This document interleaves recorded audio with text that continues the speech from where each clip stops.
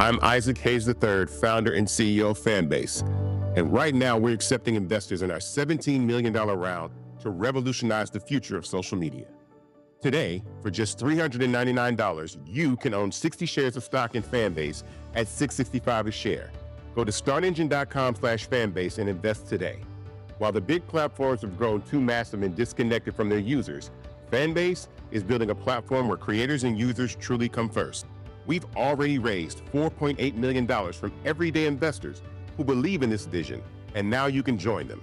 This is your chance to invest in a social media tech company with over 1 million users that is disrupting media by allowing anyone to reach all of their following and monetize their content from day one. The market is changing, big platforms are failing to serve their users, and Fanbase is stepping up to fill the gap. Don't wait until it's too late. Invest now. Invest for yourself and your future. Go to startengine.com/fanbase and own the future of social media.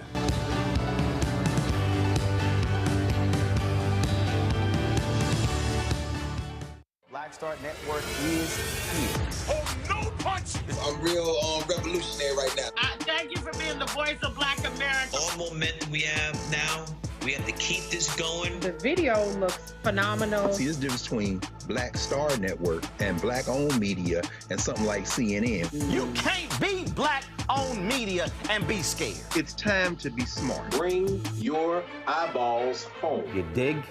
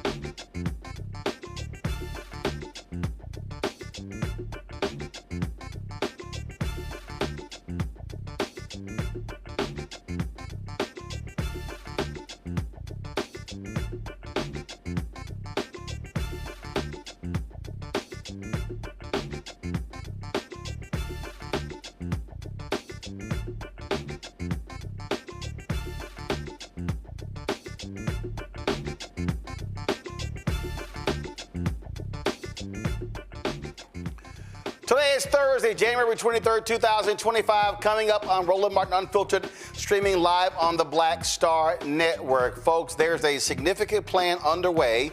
The twice-impeached, criminally convicted former President Donald the Con Trump and his associates are on a mission to defund Black America. I'm going to break down for y'all why this is a continuation of what we saw in the first and the second Reconstructions.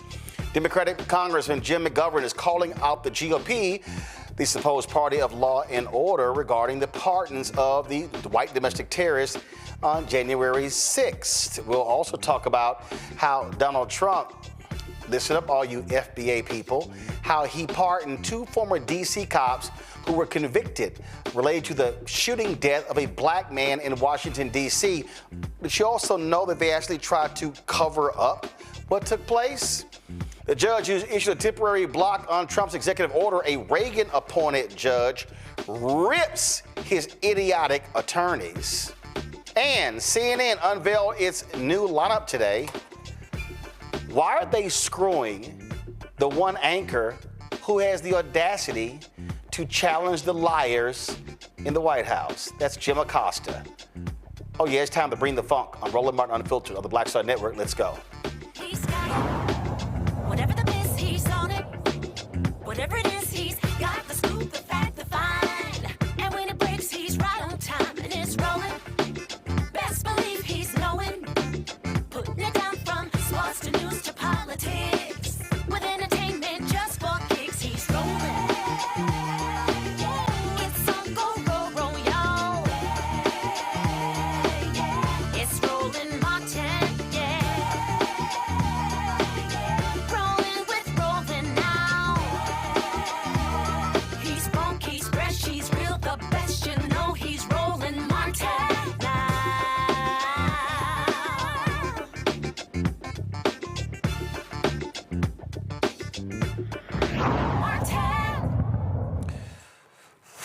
drugs-loving thugs.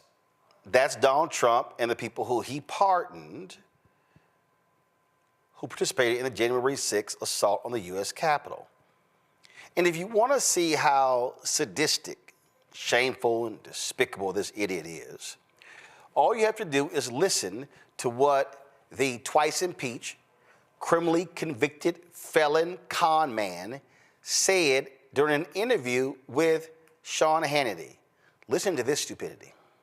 You were very straightforward. You said you would pardon these people that were sentenced for January 6th. No, totally. You did.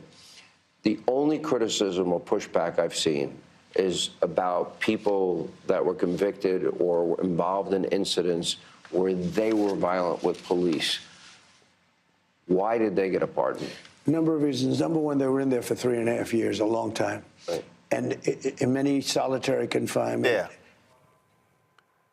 3.5 years, a long time. Really? A long time. Tarrio got sentenced to 22 years. The Oath Keeper, he's the Proud Boy. The Oath Keeper, he got sentenced to 18 years. 3.5 years, a long time? Anyway, press play. Like nobody's ever been treated so badly. They were treated like the... Oh my God, some of them were in solitary confinement, treated like nobody ever has been treated. Would you like to see the names of former Black Panthers who spent 20 and 30 years in solitary confinement? Idiot, press play. Worst criminals in history. And you know what they were there for? They were protesting the vote because they knew the election was rigged and they were protesting the vote. And that you should be allowed to protest a vote. You should be allowed to. You know, when the day comes... But you shouldn't be able to invade the Capitol. No, ready? Most of the people were absolutely innocent. Okay, but forgetting all about that, these people have served horribly a long time. It would be very, very cumbersome to go and look. You know how many people we're talking about? 1,500 people. Almost all of them should not have been, this should not have happened. And oh my God, it would be so cumbersome to have to go through that list. Do y'all remember when 2,500 people were pardoned by Biden? That's more than 1,500. Y'all do know there's a process for pardons. There's literally an entire department in the Department of Justice that actually deals with this. But this was just too cumbersome because y'all know I got ADD and y'all know I don't read. And so I wasn't gonna sit there and go through this case by case. What the hell? I'm pardoning everybody. Press play. I think it's this. Some of those people with the police, true, but they were very minor incidents, okay? You know, they get built up by that a couple of fake guys that are on CNN all the time. Minor. Minor? I'm gonna play a video in a little bit of Senator Chris Murphy describing some of those minor injuries. Press play. Nobody watches. They were very minor incidents, and it was time. You have murderers in Philadelphia. You have murderers in Los Angeles that don't even get any time. They don't even collect them, and they know they're there to be collected. Yes, please, by all means, show me the murderers in Los Angeles and Philadelphia who kill people with impunity and they don't get arrested. Press play. Then they go on television and act holier than thou about this one or that one. You had 1,500 people that suffered. That's a lot of people. That's a lot of people. Those are a lot of thugs. Those are a lot of domestic terrorists. Democratic Congressman Jim McGovern of Massachusetts, let's just say he kicked the Republicans' ass about these pardons. But let me tell you about the people that you can't seem to want to, that you continue to want to defend and who have been pardoned. Here are some of the convicted felons that Trump set free on Monday. Stephen Cappuccio, convicted of 6 felonies, including assaulting a police officer, ripped off Metro police officer Daniel Hodges' gas mask, and at one point during the assault, he said, and I quote, "How do you like me now, mother effer?" Pardoned by Donald Trump. David Dempsey, sentenced to 20 years. He stomped on police officers' heads struck an officer in the head with a metal crutch and attacked police with pepper spray and broken pieces of furniture. He also attacked a fellow rioter who was trying to disarm him, and he has a demonstrated history of political violence, pardoned by Donald Trump. Enrique Tarrio, sentenced to 22 years, former national leader of the Proud Boys, a domestic terrorist far-right militia. He was found guilty of seditious conspiracy, helped plan the January 6th attack, and made sure it was violent, pardoned by Donald Trump. Guy Reffitt, sentenced to 7 years and 3 months. He brought a gun, zip ties, body armor, and a helmet to the Capitol, presumably to try to take hostages in an attempt to keep Trump in office after he lost, pardoned by Donald Trump. Daniel Joseph D.J. Rodriguez, sentenced to over 12 years. He repeatedly tased Officer Mike Fanone, shocking him in the neck multiple times and causing him to lose consciousness and have a heart attack. He was pardoned by Donald Trump. Patrick McCaughey III, sentenced to 90 months. He assaulted police, beat their faces and bodies with riot shields and batons that he stole for them, pardoned by Donald Trump. Peter Francis Stager, sentenced to 4 years and 4 months. He pled guilty to assaulting an officer with a deadly weapon, on video declaring every single one of those Capitol law enforcement officers, death is the remedy. Those are his words. That is the only remedy they get. Pardoned by Donald Trump. Julian Cater, sentenced to 6 years, attacked Officer Brian Sicknick with pepper spray. Officer Sicknick died the next day after suffering 2 strokes. Edward Jake Lang was on trial for 11 charges, including swinging a baseball bat at officers. In addition to his January 6 charges, he began organizing a nationwide network of armed militias in all 50 states, pardoned by Donald Trump. Mr. Speaker, criminals pardoned were not tourists. They were not peaceful. They were violent criminals. And here's just one example. Daniel Ball's case was dismissed today, and he was released from jail. Why was he in jail? He was being held in pretrial detention because of what a judge described as, quote, some of the most violent and serious offenses of any of the charges being brought against participants in the January 6th events, end quote. That includes hurling an explosive device into the Lower West Terrace tunnel of the Capitol, the scene of some of the most egregious violence against police that day. Some officers suffered from hearing loss for months. But get this, Mr. Speaker, Mr. Ball has already been arrested again on federal gun charges. And he was already a 2-time convicted felon for, and I quote, domestic violence battery by strangulation and resisting law enforcement with violence. Yeah, he already arrested again. This is who the president pardoned. This is why my Republican friends are silent, because this is indefensible. Remember that idiot said in the news conference when a reporter asked him, he's like, oh, we're going to look into that. Dumbass, you already issued the pardon. Congress House Minority Leader Hakeem Jeffries said, quote, House Republicans are celebrating pardons issued to a bloodthirsty mob that violently assaulted police officers on January 6, 2021. What happened to backing the blue? Far-right extremists have become the party of lawlessness and disorder. Don't ever lecture America again about anything. The federal judges who sentenced these thugs to prison also weighed in. Here is federal judge Beryl Howell. No national injustice occurred here, just as no outcome determinative election fraud occurred in the 2020 presidential election. No process of national reconciliation can begin when poor losers whose preferred candidate loses an election are glorified for disrupting a constitutionally mandated proceeding in Congress and doing so with impunity. That merely raises the dangerous specter of future lawless conduct by other poor losers and undermines the rule of law. Yet this presidential pronouncement of a, quote, national injustice is the sole justification provided in the government's motion to dismiss the pending indictment. Federal Judge Tanya Chutkan, this is what she said. When it comes to this particular ruling, the dismissal of this case cannot undo the rampage that left multiple people dead, injured more than 140 people, and inflicted millions of dollars in damage. It cannot diminish the heroism of law enforcement officers who struggled facing serious injury and even death to control the mob that overwhelmed them. It cannot whitewash the blood, feces, and terror that the mob left in its wake. And it cannot repair the jagged breach in America's sacred tradition of peacefully transitioning power. In hundreds of cases like this one over the past 4 years, judges in this district have administered justice without fear or favor.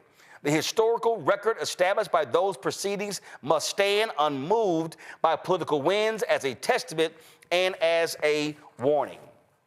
The Proud Boys and the Oath Keeper who were released, they said retribution needs to be had against the judges and the courts when it comes to what took place here. So what Donald Trump has done, he has actually unleashed these thugs on America. While he condemns violent immigrants, what he is doing, he is embracing, loving, coddling, holding, caressing, and kissing the ass of violent white domestic terrorists, and even in the case of Tario, a Hispanic domestic terrorist who chose to unleash their hatred on this country. There are people who are scared. There are family members who turned in their family members who were involved in the thuggish, violent behavior of January 6th. They are now afraid of those family members coming after them. They are afraid that Trump will give them complete cover in all that he does. What we are dealing with, folks, is an unhinged thug. Keep in mind what this thug has also done. He has pardoned 2 former Washington, D.C. cops who were involved in the death of a 20-year-old black man from Washington, D.C. during a police pursuit in 2020. Terrence Sutton of the Metropolitan Police Department was convicted of second-degree murder, conspiracy to obstruct, and obstruction of justice in the case of Karon Hylton-Brown.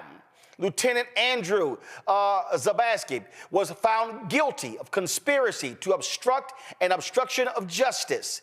Karon was killed in October 2020. The officers say saw him riding a scooter on the sidewalk without a helmet. This prompted the officers to activate their emergency lights and attempt to make a traffic stop. The police pursuit lasted over 10 blocks, during which the officers reached speeds of more than double the residential speed limit. The pursuit led Hylton-Brown into an alleyway, and as he exited, he was struck by an oncoming vehicle. He suffered severe head trauma and died 2 days later from his injuries. We reached out to the attorney representing Karon's mother, Karon Hylton, and were informed that they are not making any comments to the media at this time. D.C. Mayor Muriel Bowser released this statement. Trump pardoned 2 MPD officers involved in a fatal police pursuit, while MPD has long believed that the unfortunate loss of life caused by this police pursuit was best addressed in MPD's administrative processes, not a criminal one. We nonetheless accepted the jury verdicts. We continue to focus on training and discipline to hold our officers accountable to department policy and district law related to pursuits, while keeping our community safe from violent offenders. Now, the MPD, the Metropolitan Police Department, acknowledges Donald Trump's executive action in this matter. The men and women of the Metropolitan Police Department work tirelessly to prevent crime and ensure the safety of those that live in, work in, and visit the District of Columbia. Every day, our members perform inherently dangerous work that requires professional judgment and split-second decision-making. The prosecutions of Officer Terrence Sutton and Lieutenant Andrew Zabaski were literally unprecedented. Never before in any other jurisdiction in the country has a police officer been charged with second-degree murder for pursuing a suspect. These members could never have imagined that engaging in a core function of their job will be prosecuted as a crime. The department recognizes the risk involved in vehicle pursuits, which are reflected in our pursuit policy, but violations of that policy should be addressed through training and discipline, not through criminal prosecution. The department thanks Trump and interim U.S. Attorney Ed Martin for supporting our officers. Now, let me deal with this as best that I can. That is a bullshit statement from the Washington, D.C. Metropolitan Police Department, and that is a bullshit statement from D.C. Mayor Muriel Bowser. I am sick and tired of these people covering cops for their actions. Your police officers pursued a young man on a fucking scooter because he wasn't wearing a damn helmet. That was a simple deal right there. Hey, young man, you know what? You need to be safe. You need to wear we need to wear a helmet with that scooter. But no, that wasn't what happened here. They pursued him, leading to him being hit and him dying. And in your statements, you are kissing the ass of this con man who pardoned 2 cops for their wrongdoing.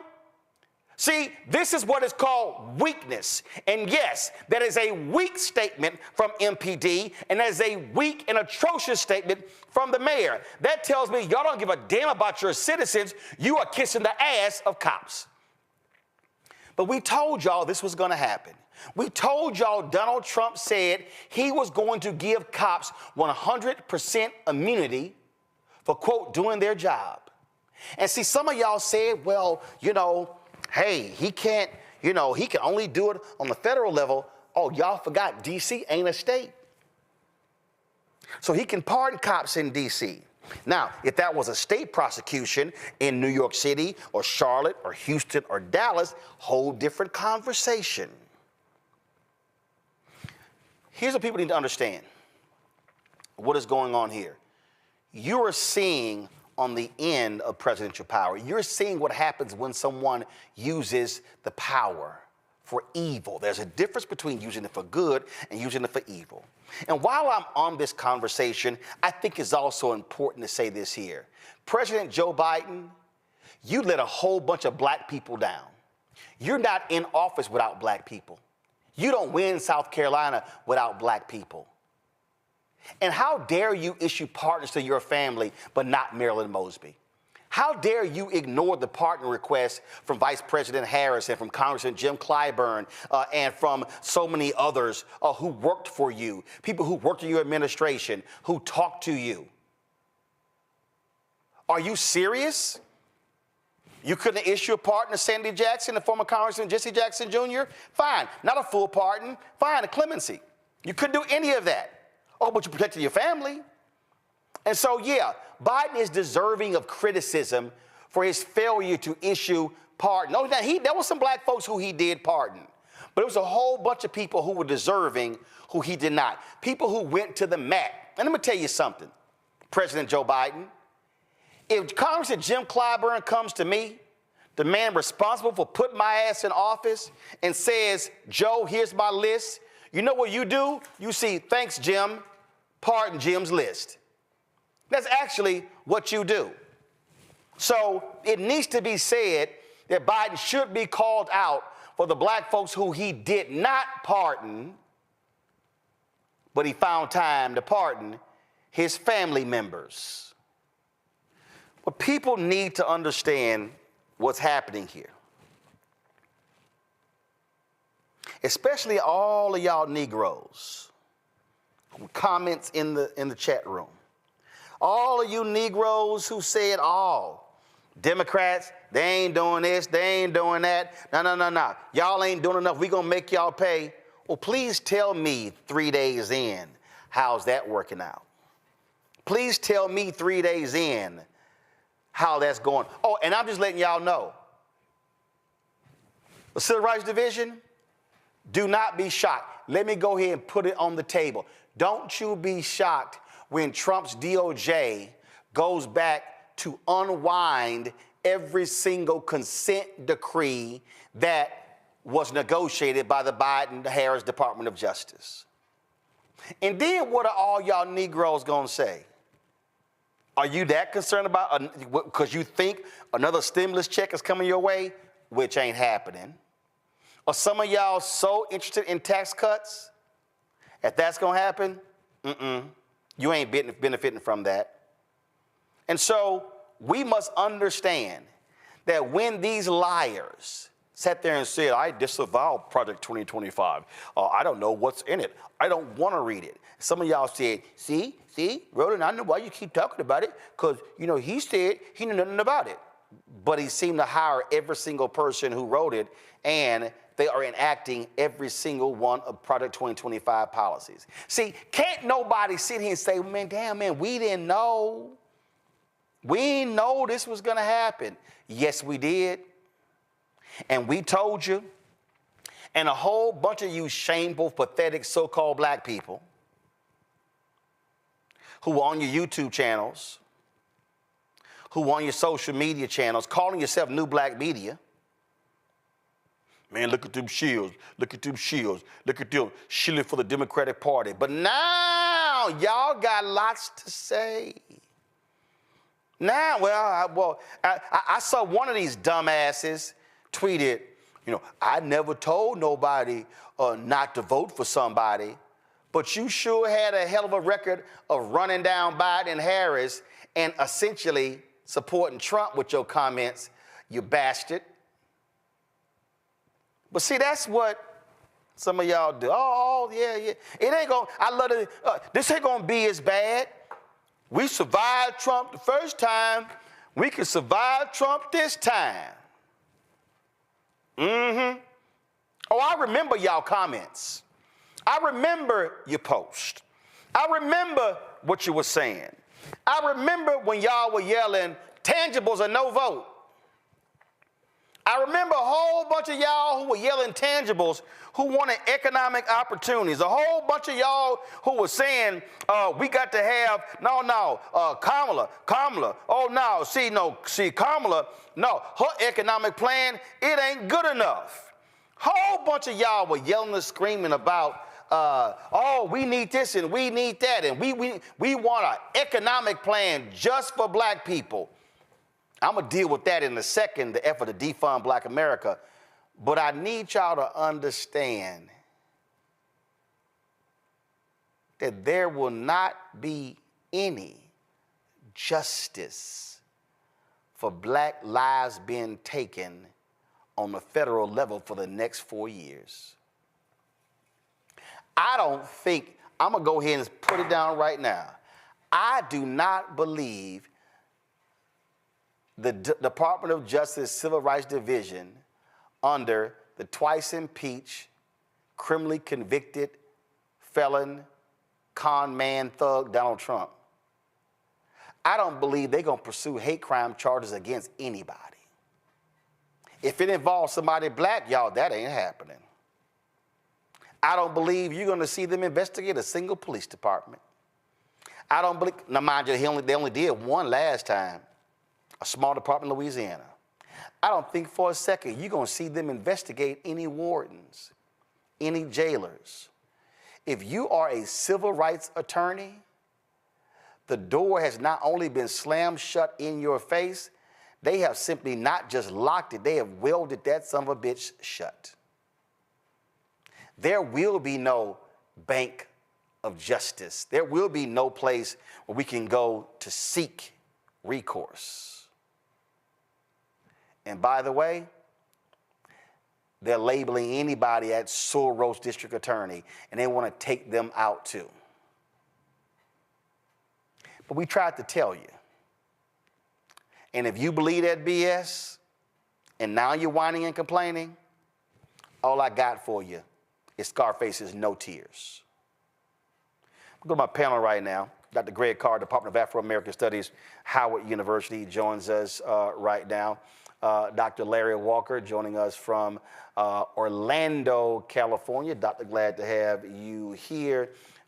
Then we got the Gumbo Queen, Dr. Nola Haynes, who's here as well. Yes, I said that. Let me just get right into this thing. And I'm gonna go to you first, Larry. I really don't think these folk who are watching and listening really and truly understand the living hell that has been unleashed on America for non-white people. So, Roland, what's happening is a reverse of the Great Society programs and these monumental civil rights laws over the last several decades. And let me be clear, the Great Society programs were civil rights bills that now, even though they were specifically designed to address issues of de jure segregation and, positively impact the lives of all Americans.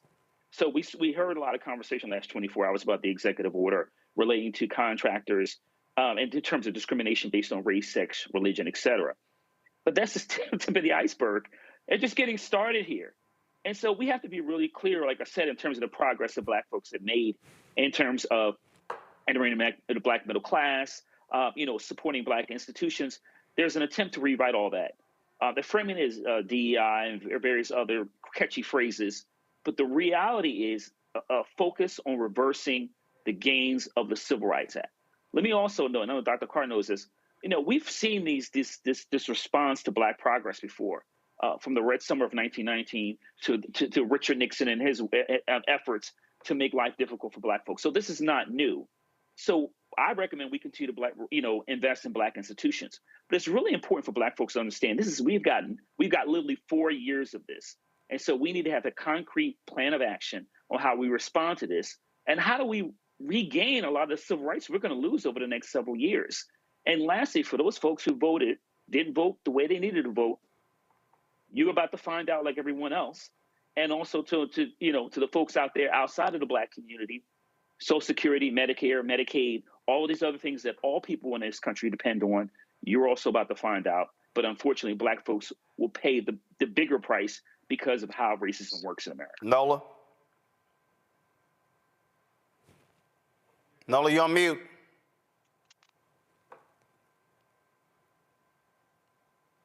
Sorry about that. The thing that keeps playing in my mind over and over is this constant return to the militias. This has been a problem in this country since the founding of this country. And what the president essentially did when he let 1,500 violent people out of jail, when he pardoned them, he gave them a blank check to terrorize. He said, it is okay, I got your back, because now you're not only loyal to me, you're angry, and you're going to want to do what I tell you to do. That is the part for me as a terrorism expert that truly bothers me. It scares me. I have been telling women, please go to self-defense classes, learn how to defend yourself, because legally a militia has been released from prison. And they are going to do whatever it is that they want to do because the president has their back. That is the one thing that I think about. And I just want to give one quick example. So Harry Dunn had posted on Blue Sky from Sergeant Gunnell. This is what it says. Sergeant Gunnell sent me this picture. This is his call log. Each call is an automated Department of Justice notification saying the defendant you testified against is being released from the Department of Corrections. And then it is a long call list of at least 10 times that the Department of Justice called this man to say, the people you testified against, the January 6th insurrectionists, are getting out of jail. So good luck. That's what keeps rolling over in my mind. That is what people voted for. That is people that stayed home and did not vote. That is what the agitators and the chaos agents, that's what you did. While people like us on this show, we weren't just ranting and raving. We weren't being histrionic. This is experience. This is expertise. And we tried to tell you. And so we're now, all of us are finding out. Greg. I agree, of course, with what has been said. And Nola, thank you for saying that. Our brother Mike Harriet wrote a column in his website, Contraband Camp, where he said, they F around, we find out. So we will bear the brunt of this. And I just want to reiterate something. I think people have heard me say this many times everywhere. I have no investment in this criminal enterprise. There's an accident of birth. We were drugged here in chains. And so it has to be renegotiated. My support of the strategies that we have all, as you say, Nola, have been talking about now for a couple of years was based on one thing and one thing only: self-defense. Another way, harm reduction. Well, we're in it now.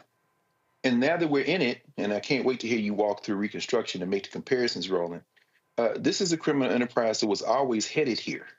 Now, if you didn't want to do it the easy way, then let's dance the hard way. And here's what we're seeing. This is, and that was to my friends, as Gerald Horn calls them, our friends on the left. In fact, Roland, maybe you can reach our brother Cornel West. Time to talk, Cornel. You were talking a lot before the election when you ran for president. Let's talk now, because we were going to try to do it the easy way. Now we do it the hard way. Martin Luther King is not a hero because he did the easy thing. He didn't run for president. He said, "I'm not a politician." He did the hard thing. So let's get Brother Cornel in. Let's hear what he has to say now. That having been said, what for these January 6 folk, the pardons are about one thing before anything else. And of course, Donald Trump didn't read any of them. When you read Project 2025, you understand we're in stage 4 now. Stage 1 was the plan. Stage 2 was putting the database for people together. Stage 3 is the one that's got everybody in the federal government nervous. When they switch out after the boot camp, they do their job. And then Part 4 is what we're seeing now. He's just signing things. He didn't read it. He didn't sign, because all that's being implemented. But here's the thing as it relates to what we saw with these Proud Boys and these Oath Keepers and everyone else. They're normalizing something. They are establishing a definition for what it means to be an American. Yep. That's why they take Spanish off the website, as you wrote in White Fear. This is why you go on the White House website now and it looks like a damn garage sale with eagles and bodies. Shit. I mean, it's what it looks like. They're establishing what it means to be an American. Understand that. Once you do that, you're tapping into a vibe. And so what we are headed for, we had a cold civil war. It's now heating up. So when you heard him with Hannity say, ready? In other words, I don't care what you're talking about. Let me tell you what's going on. Absolutely innocent, meaning this is what it looks like to be innocent. They were trying to come for your whiteness. So you had to fight it. When he says, a couple of thugs here, and then he called Brother Karon Brown an immigrant. In that same interview, he said, well, they were chasing an immigrant. So when he is talking about people who are criminals, he's saying, I'm talking about the people who are not white. And when you hear the Congresswoman from WrestleMania here in Georgia say that we need to build more prisons, they're talking about us. Now, what are the implications of this? Well, it's pretty simple, quite frankly. By the way, Terrence Sutton and Zablaski, they get pardoned. That's step 1 to pardon these January 6 folk. Step 2, and this is where people's heads are going to explode, except those of us who see what this is. Wait till they come to the White House and get their medals. When you heard, Enrico Tartario said that January 6th should now be declared Patriots Day. Wait till they propose a national holiday. Juneteenth, whatever. We're going to have Patriots Day. It's going to be January 6th every year. But here is what happens next. News from Mexico this week. Claudia Sheinbaum, they are building huge facilities along the U.S.-Mexico border. They have at least tents and facilities, permanent kind of tents, in 9 cities. It's under something that they're calling the Mexican government Mexico Embraces You plan. What does that mean? You see, as the United States goes into this nativist phase, guess what? Mexico is left with 2 choices. 80% of what they produce in Mexico is absorbed into the United States. Well, guess what? Here comes Xi Jinping. Y'all ready now? Okay, let's move that way. Donald Trump talking about is Spain in the BRICS. Guess what they're doing now? It's time now to knock the United States off the square. It's been an illusion that they were the only power for probably 30 years. Now it's time to make that real. Canada is scrambling now, trying to figure out how to make overtures. What these fools are getting ready to do. And I can't say that I am not I'm very enthusiastic about it, quite frankly. There'll be some pain, but I'm very enthusiastic about it. They're getting ready to tear it up, friends. They are getting ready to tear it up. And how many times have you heard us say that? But guess what? They F around. We're going to find out. They're going to find out, but they don't care. So this isn't about appealing to any common framework. There is no common framework. What they're telling you right now, in the words of the 19th century and Reconstruction, this is a white man's country. Deal with it. And we are going to deal with it, friend, because it's not a white man's country. It's not a white man's world. And you know who's going to find out at the end? These white boys. So, folks, we're going to take a quick break. When we come back, I'm going to further explain what this defund Black America is all about. But I need to keep telling y'all, this ain't the first time we've been here. This is literally American history. But too many of us have seemed to forget. I'll be right back on Roland Martin Unfiltered on the Black Star Network. What's up, y'all? Look, Fanbase is more than a platform. It's a movement to empower creators, offering a unique opportunity for everyday people to invest in Black-owned tech, infrastructure, and help shape the future of social media. Investing in technology is essential for creating long-term wealth and influence in the digital age. The Black community must not only consume tech, we must own it. Discover how equity crowdfunding can serve as a powerful tool for funding Black businesses, allowing entrepreneurs to raise capital directly through their community through the Jobs Act.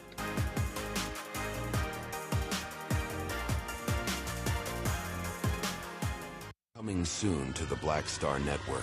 Well, y'all, when you're on that stage or when you're and you're seeing 2 and 3 or 4 generations in the audience, that's got to speak to you about the power of what y'all have become. Oh, most definitely. I think we were doing our show before our break, and remember, I was watching this kid. I could not take my eyes off him because he was about 9 or so. He was sitting in the front row with his over on the right-hand side. Yes. I was amazed that this kid knew everything, and I was like tripping to see how many songs this kid actually knew. And he knew them all. And he knew them all. We had to go over there and bring him on stage and take a picture with him, at the end of the show and stuff, because it was just that amazing. It's like, this is crazy. The music travels everywhere, like what Philip was saying, seeing this young kid. Then you hear our songs on commercials, cold commercials. Then you have the younger ones that hear our music in animation.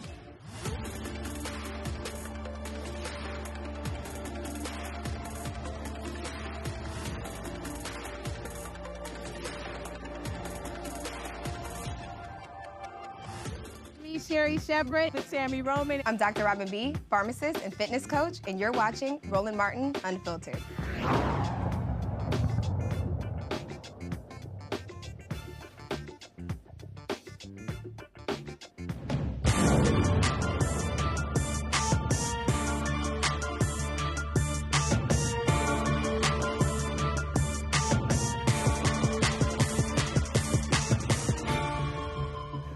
So, folks, last night we had a conversation on the show where I talked about these executive orders and how MAGA and Donald Trump, how they are specifically targeting Black America with these orders.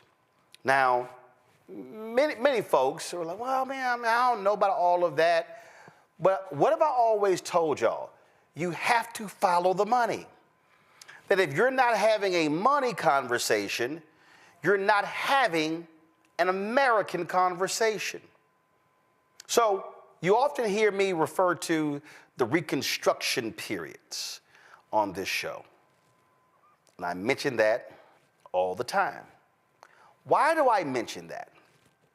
It is because you've heard me also say, in the history of America, every time there's been a period of Black success, there's been a longer period of white backlash.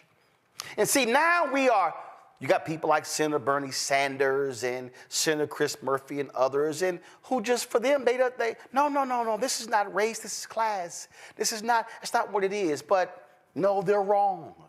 They're absolutely wrong. See, what you have to realize is that if you go back to the first Reconstruction, and if you really want an understanding of this, and I guarantee you, if Greg was at home, he would reach back and grab it if he was there. If you really want to understand this, you have to understand this. This is called Black Reconstruction in America, 1860 to 1880, written by W.E.B. Du Bois. This here, y'all, for those of you, if you include the bibliography, if you even include the index, this is a 746-page book where he talks about the period of Reconstruction. What is the period of Reconstruction?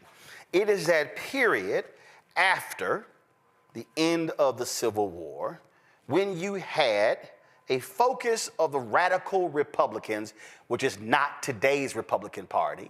The radical Republicans, and if y'all really want to learn some history, go look up Thaddeus Stevens. These radical Republicans, they had no interest in bipartisanship. They wanted to change America. They said, damn the other people, we got the majority, run the bills through. And that's how you got the 13th Amendment, the 14th Amendment, the 15th Amendment, which are called the Reconstruction Amendments. That's when you begin to look at the Civil Rights Act that was passed in the 1860s that provided a framework for African Americans to be able to access, listen to y'all, contracts. I don't think some of y'all heard what I just said. One of those laws that was passed, it was not passed in 1854. It wasn't around the same time as Dred Scott decision. This particular act was passed because the radical Republicans understood that coming out of Reconstruction, that the freed people of African descent needed to be able to access the economic levers of the country in order for them to be able to move ahead. Now, this, if you look at real quick here, I pulled it up. You see this AI overview.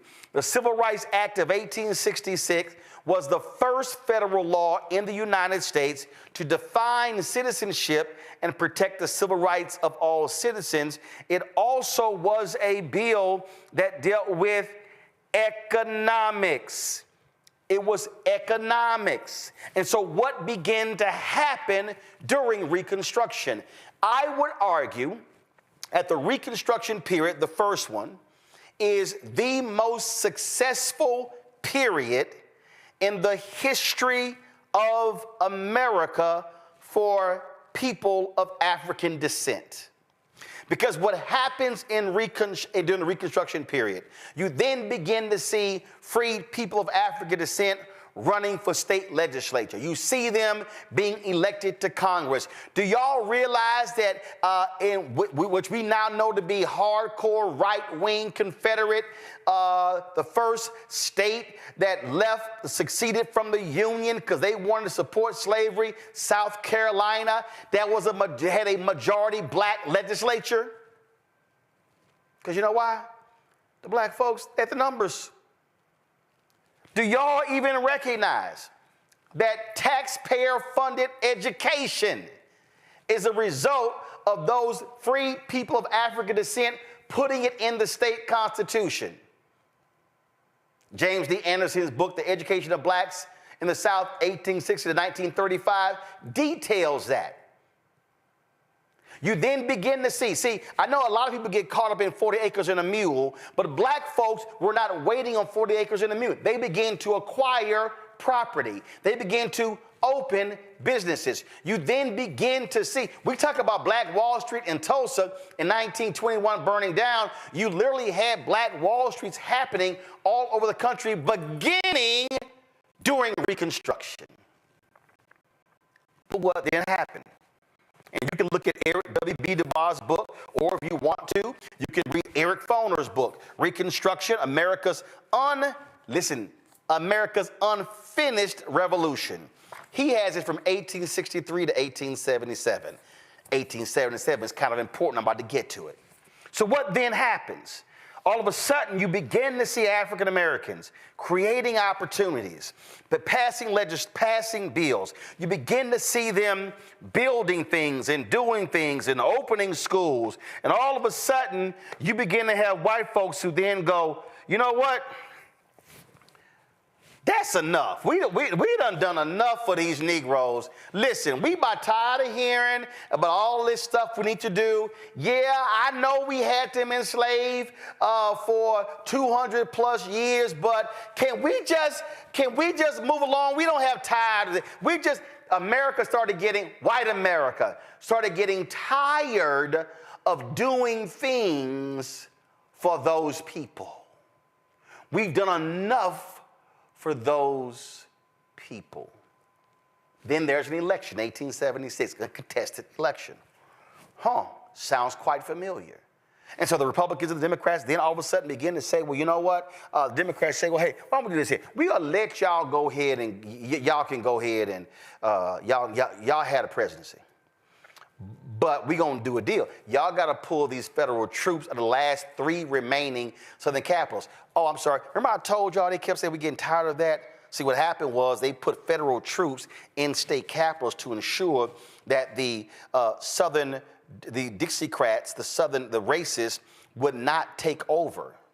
Oh, I'm sorry. Let me go back. See, one of the big mistakes of Lincoln and the radical Republicans, of course, remember, Lincoln gets assassinated, being he is followed by an absolute violent racist, Andrew Johnson. What then happens, he then goes, you know what, to hell with that. We're going to return the land to the slave owners if they apologize for what they did.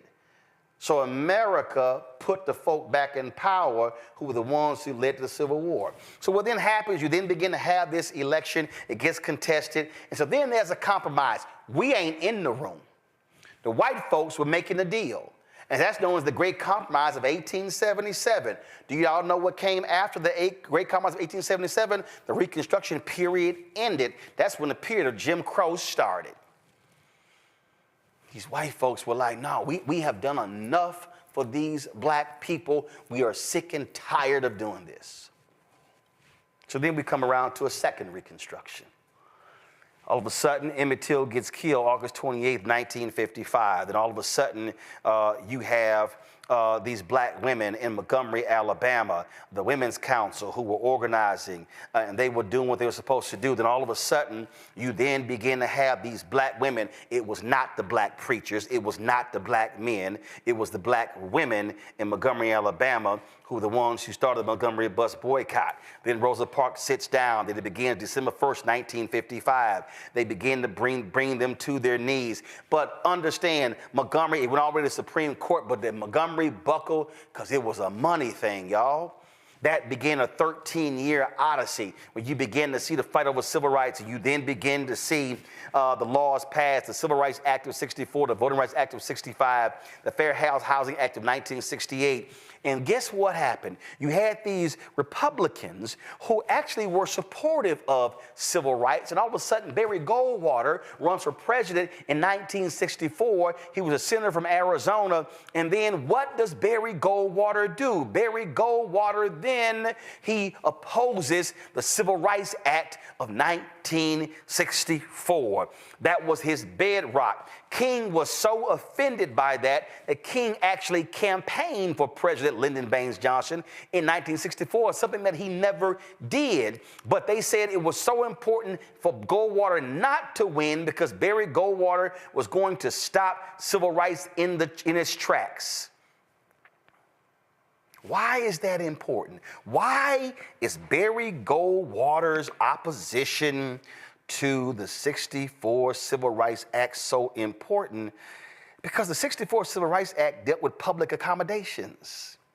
It dealt with you couldn't bar people from restaurants and transportation. It went on and on and on. Oh, well, I'm sorry, that means that you couldn't bar people. You could not discriminate against people. And so guess what? They inserted women into the 64 Civil Rights Act. That racist from Virginia, Judge Smith, thinking that would kill the bill, it actually helped pass the bill. That's important because you can now go to Title IX, and that's one of the reasons why it was passed, because of the 64 Civil Rights Act. It's a provision of the Civil Rights Act. So why is this important? Because what happens? King gets killed April 4th, 1968, assassinated. 69. Nixon becomes president. Arthur Fletcher brings in forth affirmative action. You have a period from 68 to the early 80s where black mayors begin to take over.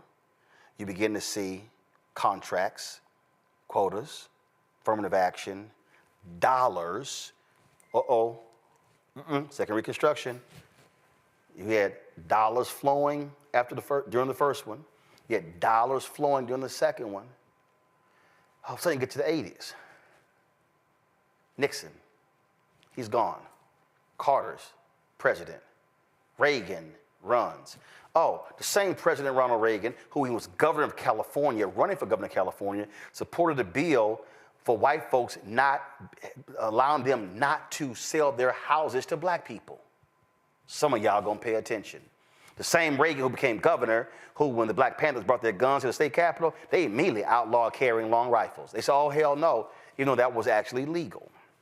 The same Reagan who changed the rules that caused for tuition in college for you to be charged because they did not want the regular, ordinary, common man to become educated. Man, some of y'all are gonna have to learn some damn history. So what then happened? So here you've appeared from 69 to about 82, 83.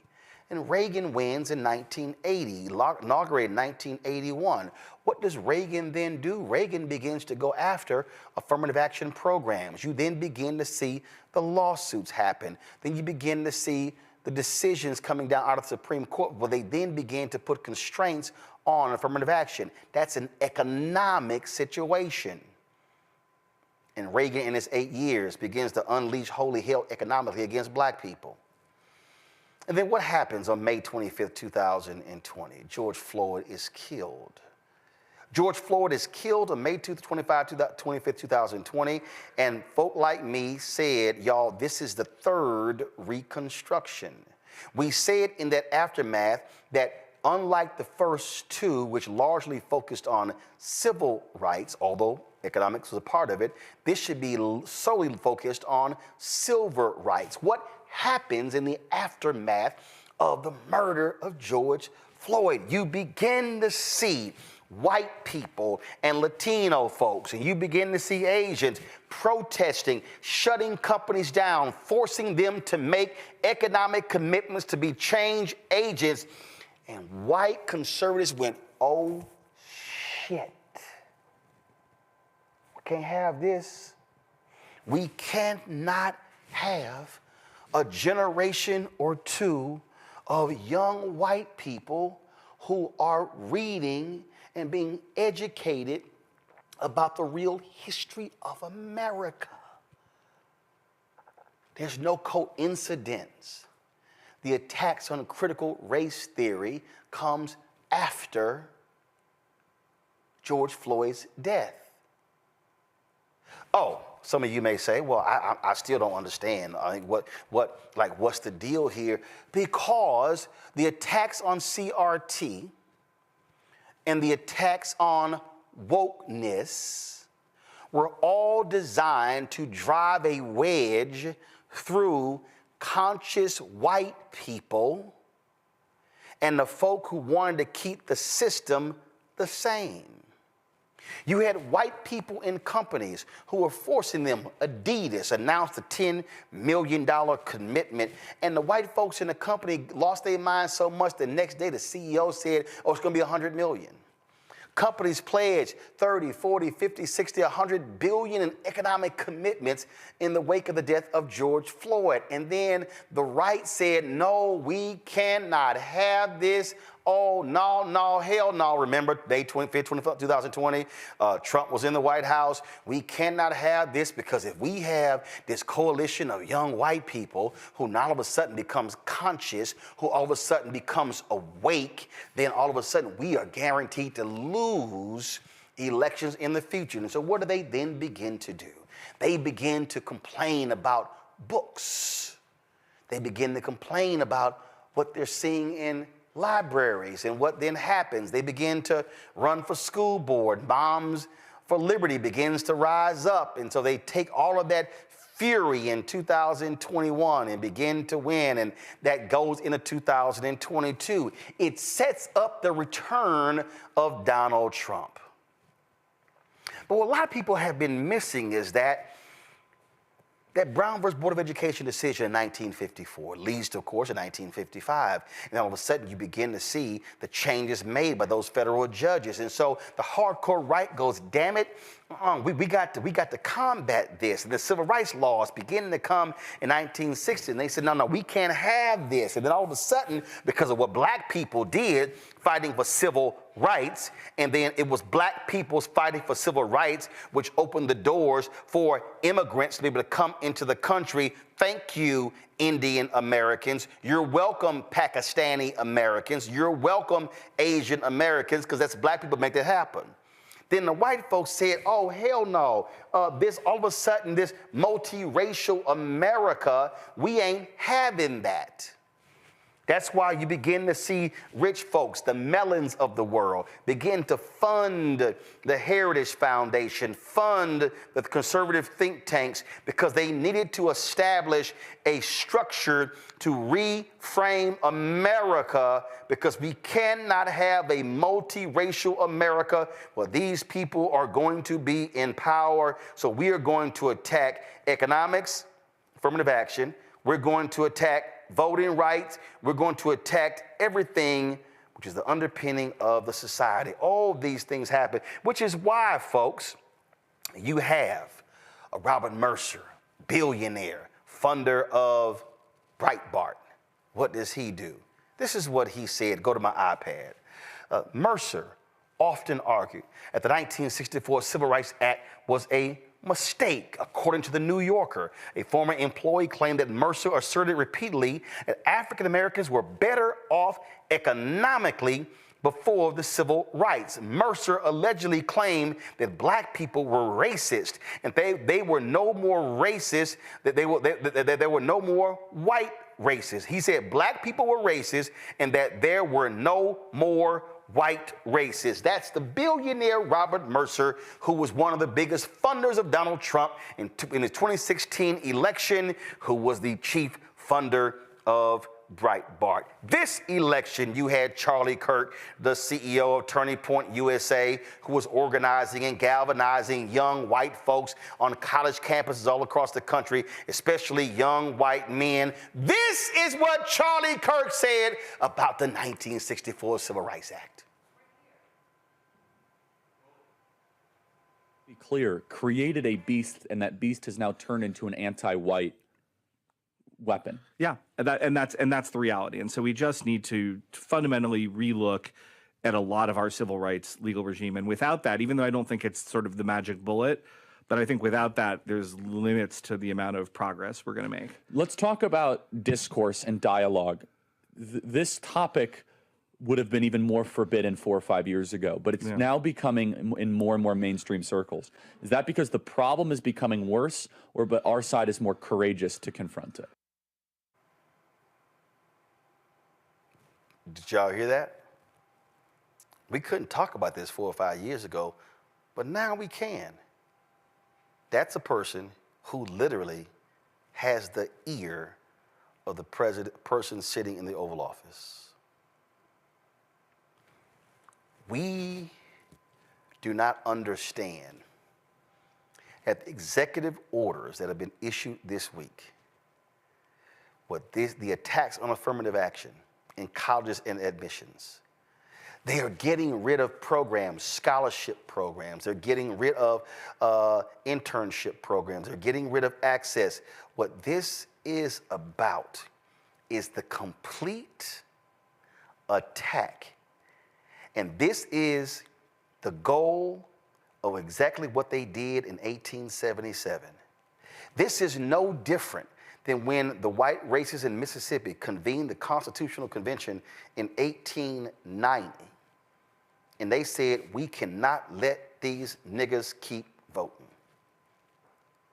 Oh, I know, I'm sorry. Supreme Court Justice John Roberts, he doesn't use that language, but it's essentially what they did when they gutted Section 4 of the Voting Rights Act. The attacks on Section 2 of the Voting Rights Act. Do understand, right now, you have at least 4 Supreme Court justices who would love to completely get rid of the 1964 Civil Rights Act. And why this is important is because the 1964 Civil Rights Act is the enforcement mechanism that has led to all of these changes for Black America since that period. So what they understand, if we assault the 1964 Civil Rights Act and get rid of that, and then we completely get rid of the 1965 Voting Rights Act, what we have effectively done is gutted Black leadership and African Americans from being able to take advantage of what happens in this country. So while a lot of y'all are bullshitting around on whether you can be on fucking TikTok, while you're getting caught up in some bullshit housewife, while you're having your fucking MJ and LeBron debates on who's the GOAT, there is literally, as we speak, an entire focus to gut every single civil right and economic gain that we have had since 1964 because they are pissed with those three acts. They're pissed with the Brown versus Board of Education Act. You have voucher bills that are being pushed in Texas and Tennessee and other places to gut public education. What we have to understand is there is a vicious assault to completely defund Black America. So why did I wear what I'm wearing today? We had this sister on the show. She launched her own athletic apparel company, shoe company as well. So what I'm wearing, y'all, is all Black owned. Well, we have to understand, King talked about it in his sermon on April 3rd, 1968. What do you think this was about? Operation Breadbasket, an untold story of civil rights in Chicago, 1966 to 1971 by Martin Depp. This was about the money.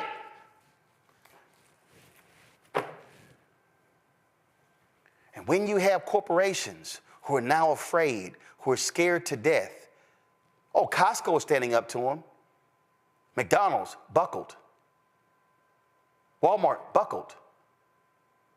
Jack Daniels buckled.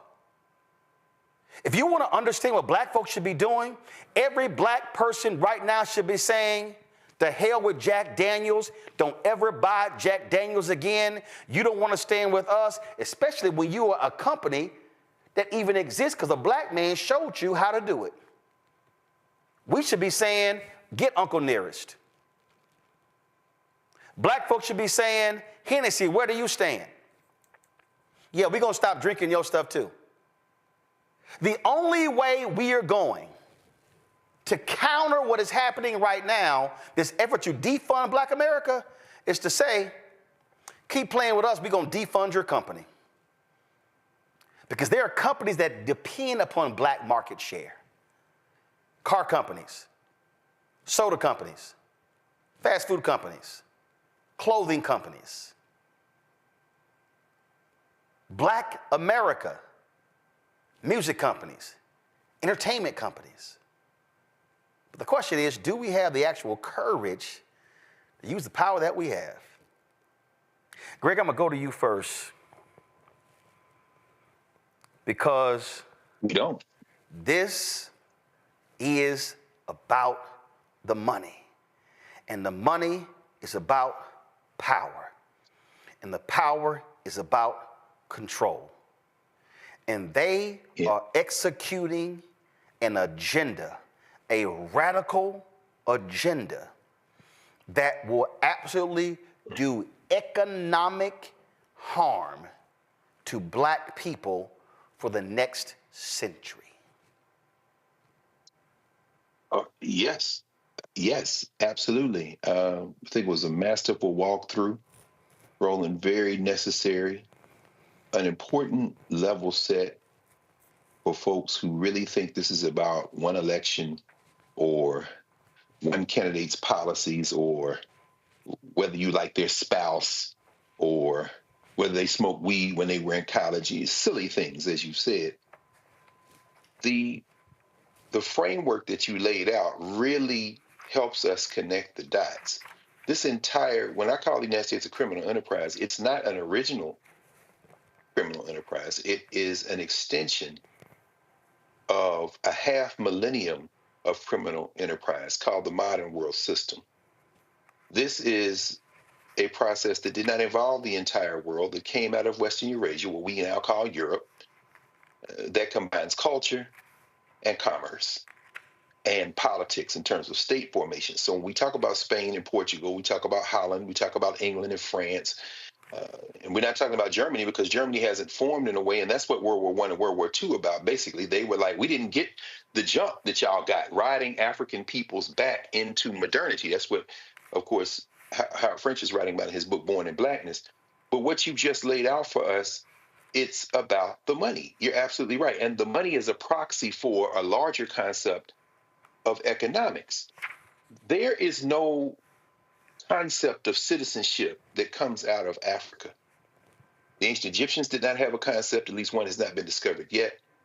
Certainly a concept of belonging and being part of community, but the concept of the civitas, the concept of the polis that comes out of Greece and Rome really find voice in Western Eurasia as these people began to fight. And by these people, I mean the rich, the elites, began to fight. This is what Magna Carta was about in the 13th century, began to fight over resources. That's what drives land poor and resource poor Europe into boats to go visit this cancer on the rest of the world. And what does that have to do with us right now? Well, the United States of America, and with all due respect to a concept of a 1619 project, it isn't just the British in Virginia, it's the Spanish in what it becomes South Carolina and New Mexico. It's the French in the Mississippi Valley. It's the Dutch in what we now call New York, that was New Amsterdam. They are trying, in other words, to colonize the world for profit.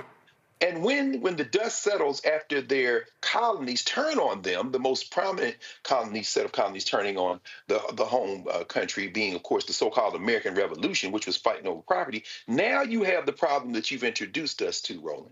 What do you do with people who entered this legal framework as property? This is the Federalist Papers. This is the debates over the Constitution. We are not people. Understand that the idea that Africans are people is a radical concept to these Europeans who saw us the same way they saw the chickens and the gold and the silver and the cotton and the indigo. So what do you do with these people? And here is the problem that they had. You couldn't kill us, and you needed our labor to continue your criminal enterprise. So, Roland, when you laid out the Reconstruction and the Reconstruction amendments, that is the critical thing. When you evoke what is a property document, understand the U.S. Constitution isn't about rights. It's about rights to make profit. It's a property document. It's a document about free enterprise. It's a document about trade. Private property is the central concept for the criminal enterprises of these people from Europe and their colonies. And what they codify in the three branches of the federal Constitution is a concept of private property. But one problem. You got 4 million of us by the 1860s, and we're not going into that good night quietly. And you're in a global system where you want to expand, and everybody else is in the game of exploitation. So when that Civil War is over, and we fought our own way out of the Civil War, the South wants to continue to profit. The North is trying to keep it together. That's what Abraham Lincoln is trying to do. But ultimately, the decision of slavery, that decision was called because we, who remember, came into that conflict as so-called contraband, meaning what? Property. We took the step to free ourselves. That's what, as you say, Du Bois is writing about in Black Reconstruction in America. The Civil Rights Act of 1866, you see the conflict codified. Why? Because they're saying that African people coming into this now will have a concept of citizenship to beat back that Dred Scott concept, where Taney doubles down on the idea that we're property. They say, part of that language, which is why Byron Allen seized on it, is that we will now have not just political rights, but the right to make and enforce contracts. Now Africans are in the legal universe no longer as property. Sure, citizenship is emerging, but now there's an economic stake. This is a problem. The problem's codified in the 14th Amendment. But watch what happens last. And you've gone through the history, so I'm not going to repeat that. I'm just going to fast forward now to Lewis Powell, who I know you talked about many times. That Powell memorandum that he writes when he's in the Chamber of Commerce in the United States, living in Northern Virginia, and he says, since this civil rights movement has seen these African people attempt to assert a concept of citizenship that they should never have had, And since the 14th Amendment has been eviscerated, as Du Bois writes about, and then used to extend the economic contract through the idea that corporations are legal entities in the form of people, that's what they used the 14th Amendment for since they've been eviscerating it since the end of Reconstruction. Lewis Powell says we've got to now claw back the concept of private property, claw back the idea of free trade and commerce. And 3 years later, the Heritage Foundation is created. And the first of Project 2025, the first mandate for leadership is created. And so I'll end with this. What you have done, Roland, is put it where the goats could get it, as Joe Madison would say. In a global system that is built on the concept of property dispossession and taking other people's labor, other people's land, that's why we're here having this conversation in English, the thing that has become ungovernable is the concept that whiteness can continue to run the world. They have no choice but to do what they are doing right now. Because the only way you can maintain some kind of political apparatus to keep this going is to ground it in an irrational, vibe-driven concept of whiteness. And the elites, whether it be Elon Musk, who will never get out of bed with China. This is what this electric vehicle stuff is about, because he's over there right now, back and forth. Whether it be the other billionaires who could give a damn about citizenship or anything else, their concept is global, whether it be Jeff Bezos, Mark Zuckerberg, or anyone else. At the center of this is this unruly group of people. These Africans, these indigenous people, these people who simply refuse to die and refuse to go away. You cannot pour your hopes and dreams into this concept of the United States. What you have to pour your hopes and dreams into is yourself, and take a page from every other group in this 500-year fight who have put themselves first, and then you stand from a position of strength to begin to negotiate. But you talking a language they don't understand when you start talking about we are Americans, we're better than this. Nah, and you just walked us through why. See, people literally don't even realize how they get played, Nola. This is what the twice impeached, criminally convicted felon in chief said on Monday at the Insurrection Fest at the U.S. Capitol.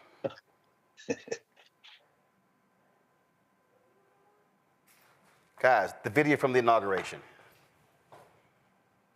You had it up earlier. Yes, the video from the inauguration. They're requested when he thanked black people. We had a powerful win in all 7 swing states, and the popular vote, we won by millions of people.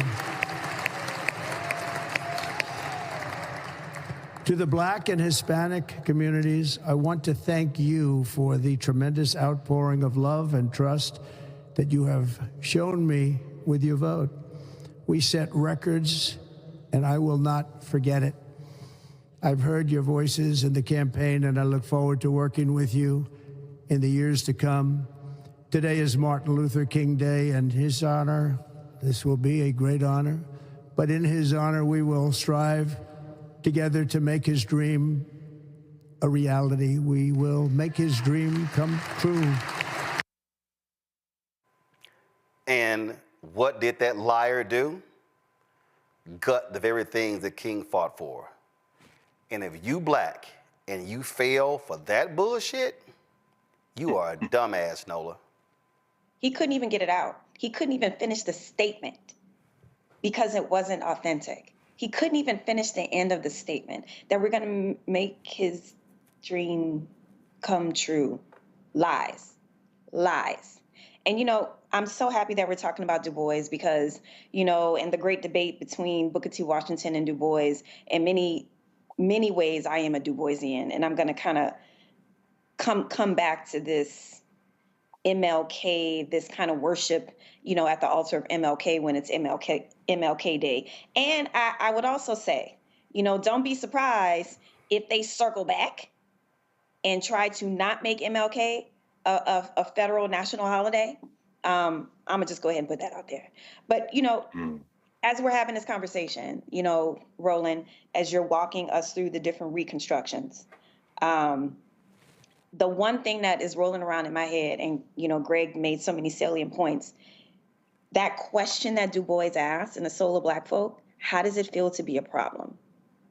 It is a question that is so salient in this moment, because what you're talking about is Black people have been a problem in this country since the day we were stolen from Africa and brought here illegally.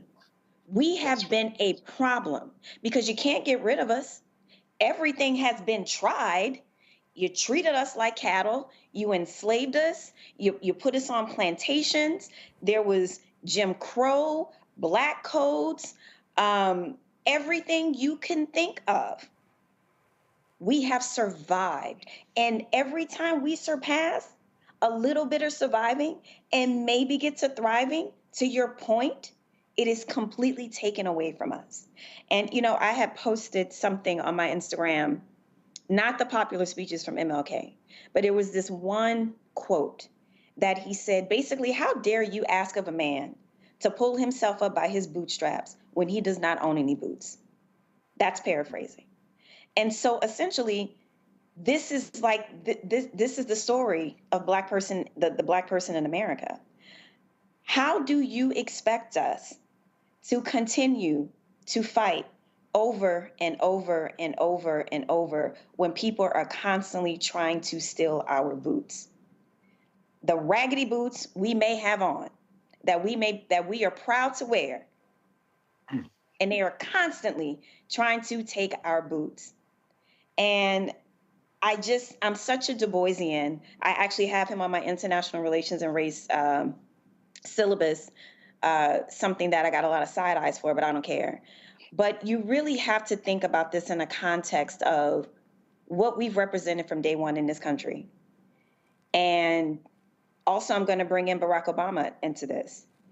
The fact that that Black man was the president of this country and pretty much went 8 years unscathed, no major dramas outside of the tan suit, him and his really Black wife, that did something to white America. It drove them insane, right? It literally drove them insane. So everything that we're seeing is successive. Everything is successive. And you want to even go further back to that. I always tell people, if you've never seen BlacKkKlansman, please watch BlacKkKlansman and watch it until the end. Because what Spike Lee does at the end of that movie with David Duke and how they have been generationally trying to get to a Project 2025 moment, they have been putting in the work for generations. They have been reworking and retooling. And this is where we are now. We've made too many strides. There's been a Negro as a president. Oh, no. No. These Black folks are being way too fancy. Way too fancy. We have to snatch their boots. And this is a moment that we're in right now. The snatching of the boots. When you told us to pull ourselves up by our bootstraps, oh, but that's DEI, right? That's not merit. We didn't deserve any of those boots that we put on ourselves. So here we are again. They're trying to make us bootless. But what we do know is how to be a damn problem in the United States of America. See, Larry, I love these people, especially my haters, who out here, Larry, they were, Roland Martin trying to tell y'all to vote and why you gotta vote and all this. Guess what? The conservatives were waiting for us to be stupid. The conservatives were waiting for us to sit on the couch. For all y'all smart asses out there, let me help y'all out. Do y'all know the justification that Chief Justice John Roberts gave for gutting Section 4 of the Voting Rights Act? It came post-election of Obama. He said, well, since they voting in record numbers, there's no need for Section 4. And guess what has happened since 2012. Our vote numbers went down in 2014, in 2016, in 2018, in 2020, in 2022, in 2024. We didn't show up in Louisiana, and guess what crazy deranged MAGA Jeff Landry was elected.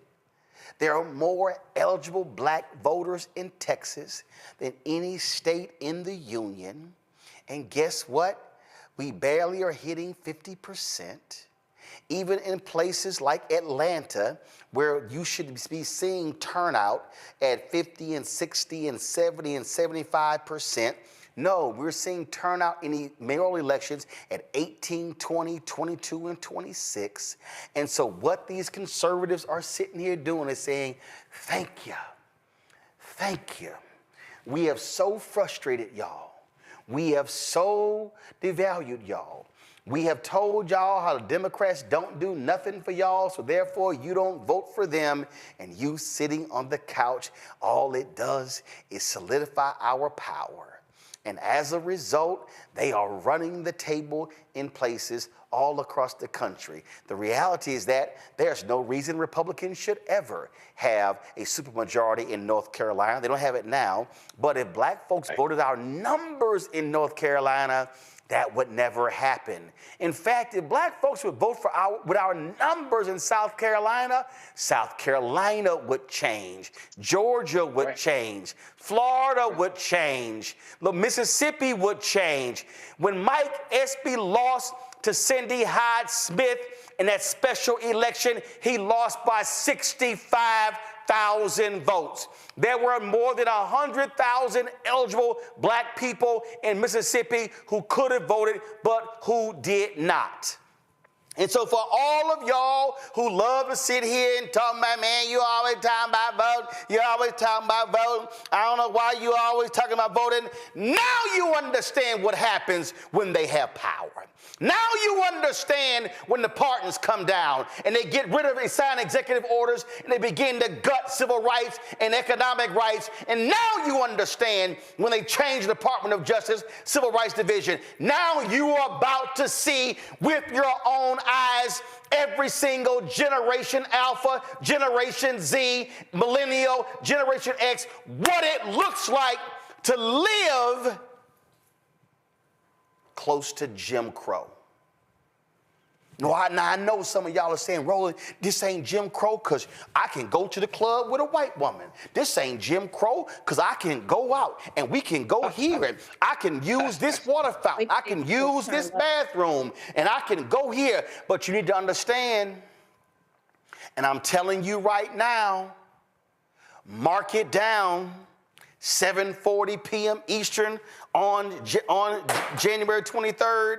A year from now, you are going to see a dramatic drop in the number of contracts that black businesses have gotten from the federal government. You are going to see a year from now a dramatic drop in the contracts that black-owned businesses will receive from corporate America and from state governments and from county governments and city governments and school districts. You are about to see an economic calamity come down in black America because too many of us sat our asses on the couch, chose not to vote because we said, well, if I don't get nothing before I vote, then I'm not going to vote. Now you are witnessing with your very eyes what happens. And then what you have are some of these same people who I saw your tweets. Well, I'm saying that we got to do for self. We got to do for self. Let me explain to you, everybody who keeps talking about doing for self, please explain to me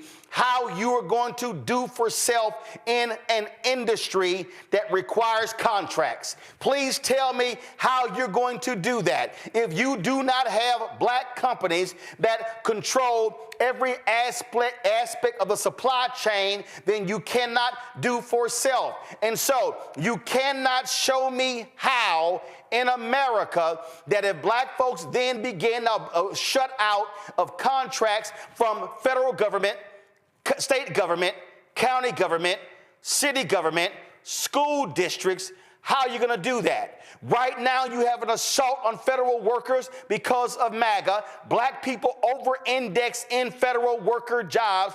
We are a higher percentage of workers in the federal government than we are in the population of the United States. There are more black people who have high five-figure and six-figure jobs in government than we do in corporate America. So when you begin to see those attacks on the federal level, you're then going to begin to see black people not be able to get the jobs in corporate America, which now means you can't buy a house. You means you cannot save money. You cannot invest money. You cannot afford to send your kids to college. And then when they cut Pell Grants, you can't send your kids to college, to HBCUs, because you don't have the $75 and $80 and $100,000 a year job, because now what are you going to be able to do? And so I need people to understand, Larry, this is what happens when you choose not to exercise that one basic power of voting.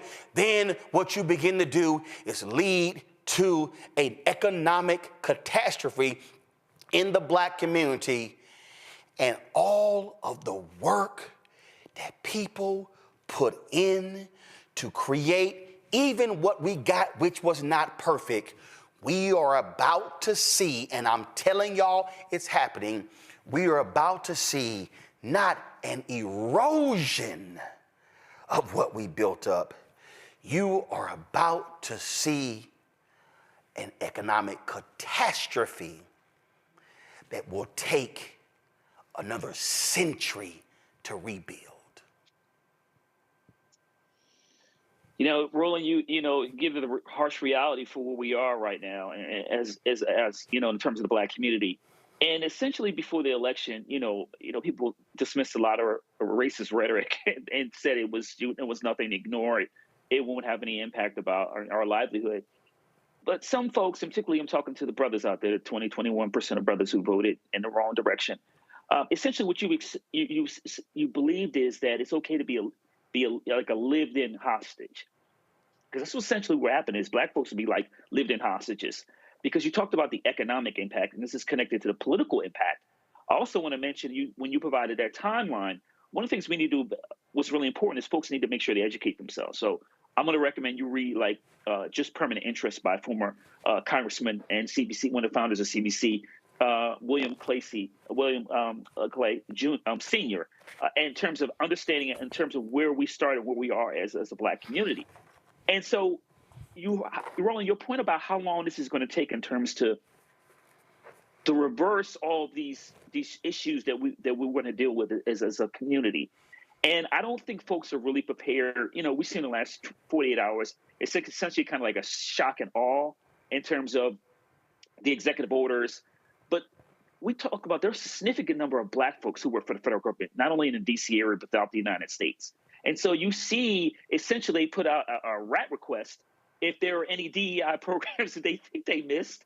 If you don't report it, they're going to fire you too. So now you're going to have folks turn on other people who maybe have nothing to do with DEI, submit their people's names, and they may lose their job. And of course, these folks are going to be disproportionately black. So what does that leave many people in our black community, in our community, as it relates to economics?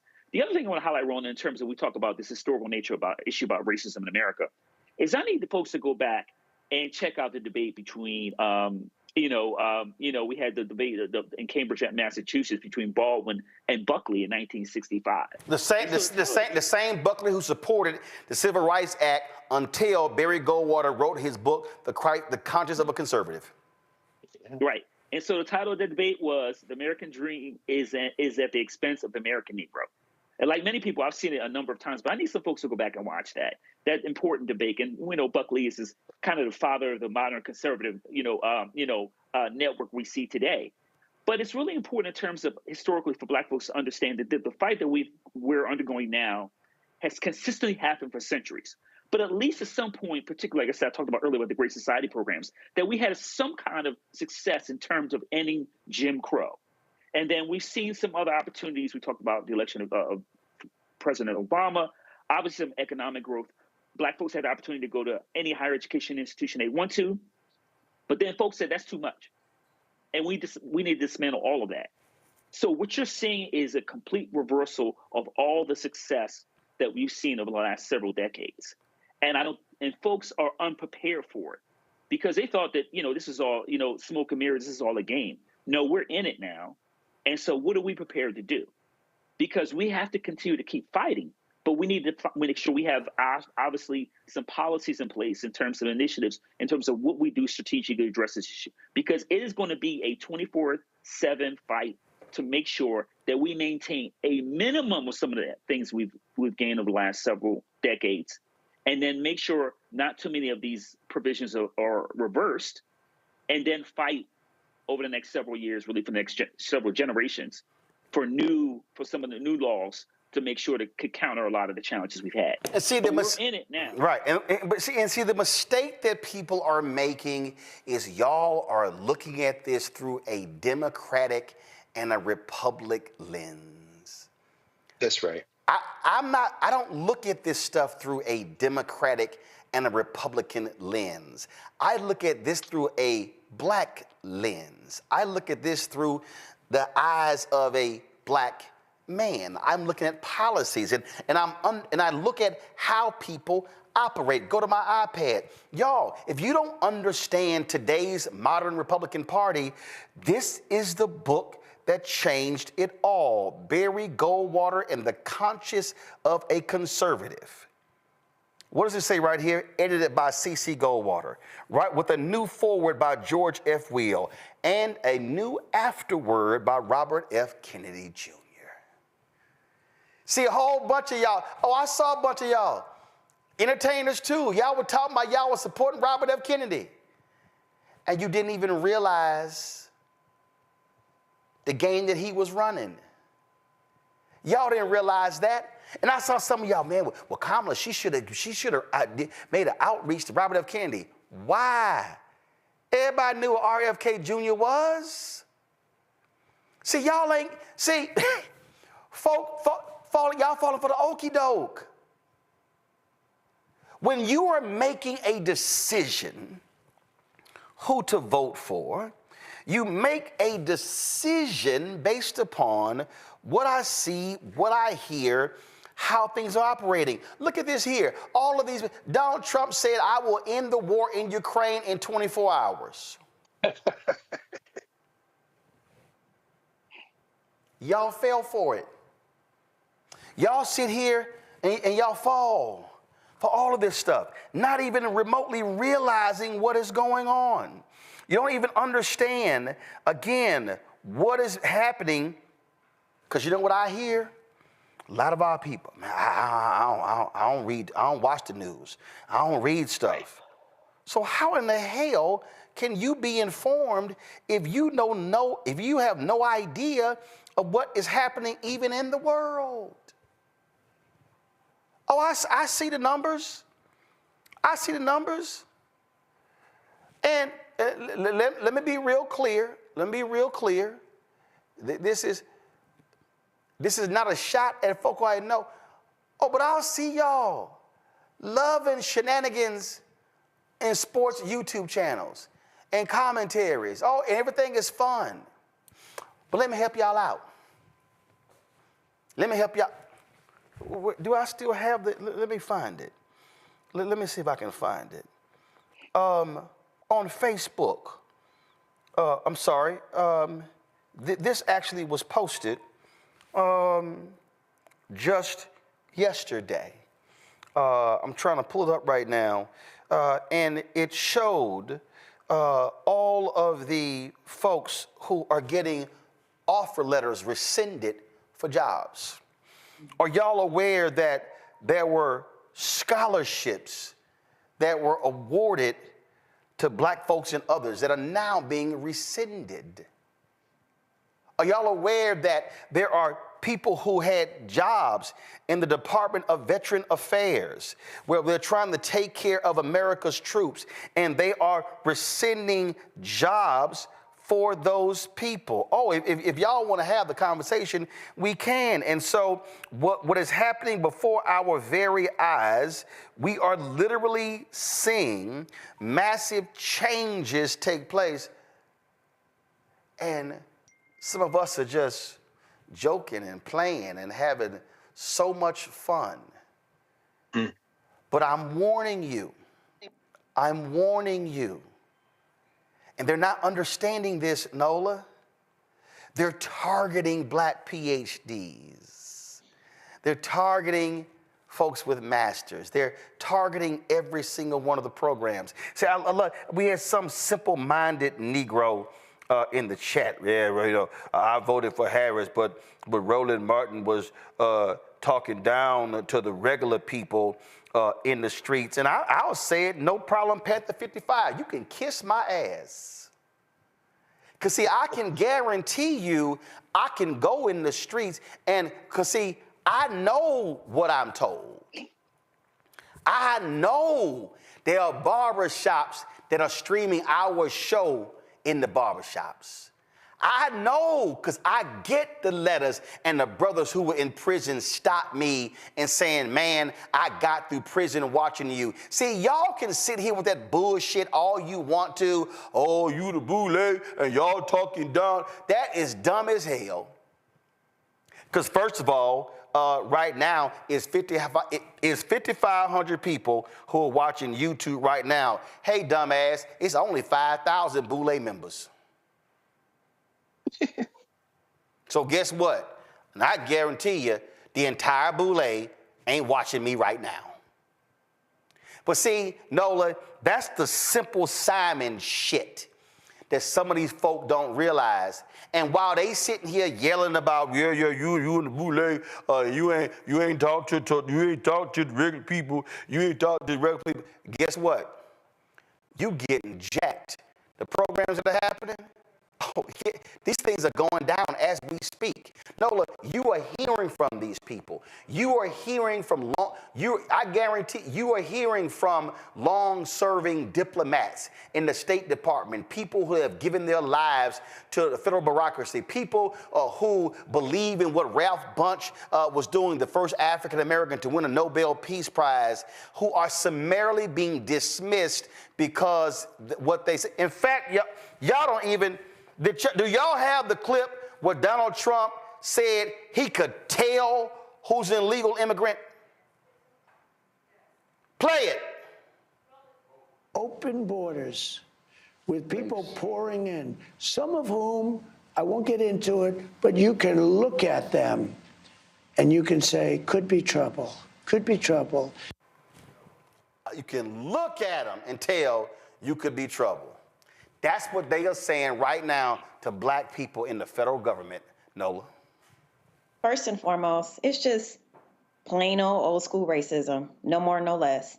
Just plain old school racism, nothing new. But, you know, one of the most successful tricks ever played on black folks is to convince a large population of us that education does not matter. Why do you think people work so hard trying to convince people that higher education does not matter? It's a reason. It's a reason, as you alluded to earlier, Roland, as you were talking about Ronald Reagan and, you know, raising the price of education. My parents met at LSU, the New Orleans campus, which is now UNO. And my daddy always tells this story about how he paid my mama's tuition. He paid my mama's tuition out of his pocket.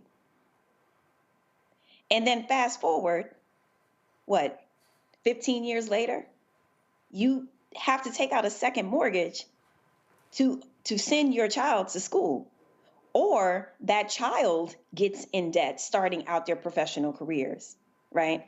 So this conversation about, oh, you uppity Negroes, you know, trying to bring back the talent and 10th and all that stuff. At the end of the day, it is so easy, Roland and everybody on this panel, to my colleagues, to seduce angry, ignorant people. And I'm not calling folks out there ignorant, but what I'm saying is, it is. I'm calling the ignorant. Go ahead. I knew you were gonna come in. I knew you were gonna come in. I'm gonna call the ignorant. I knew I could rely on you for that assist. What I'm saying is it's part of the strategy. It's part of the strategy to target a certain population, because they are thinking of you as ignorant, right? They are thinking of you as gullible. In the social sciences, it's called conditioning, right? So you condition people to respond the way that you want them to respond. And that is what we are seeing. And we saw so much of it, Roland. We saw so much of it over, this administration, especially during those 107 days with Kamala. There was so much debate. There were people that were mad that she spent a lot of time at the HBCUs, that it was too elite, that it was too much about Divine Nine. Okay, that's fine. Maybe not. But the thing that has always bothered me, and I've stood 10 toes down on this, when people try to push back and say, well, not everybody wants to have an education. Education isn't for everybody. And I'm like, okay, I'm not trying to run a race with no shoes on. I'm just not. But I come from a community in New Orleans where higher education that's what you do. You can get married, but you for sure going to college. So I am grateful to my community for that. But this debate, Roland, I'm telling you, it is something for me as an educator. I have dedicated my life to education. And it hurts me sitting here as a Black woman that somehow we have become the enemy. That the Black expert particularly, all experts right now are pretty much lined up against the wall, and they're ready to kind of like, but when you're Black and an expert, and when your own community doesn't have your back, somehow you become the enemy. You have been conditioned to celebrate the athlete, to celebrate the entertainer. But us three Black asses sitting up here, oh no, not us. So something, not y'all educated Negroes. So something else happened. I'll suspect. Something else happened today that I need to warn y'all. So Donald Trump signed an executive order declassifying all of the papers regarding the assassination of President John F. Kennedy, Reverend Dr. Martin Luther King Jr., and Senator Robert F. Kennedy. Let me explain to y'all what's about to happen. What's about to happen.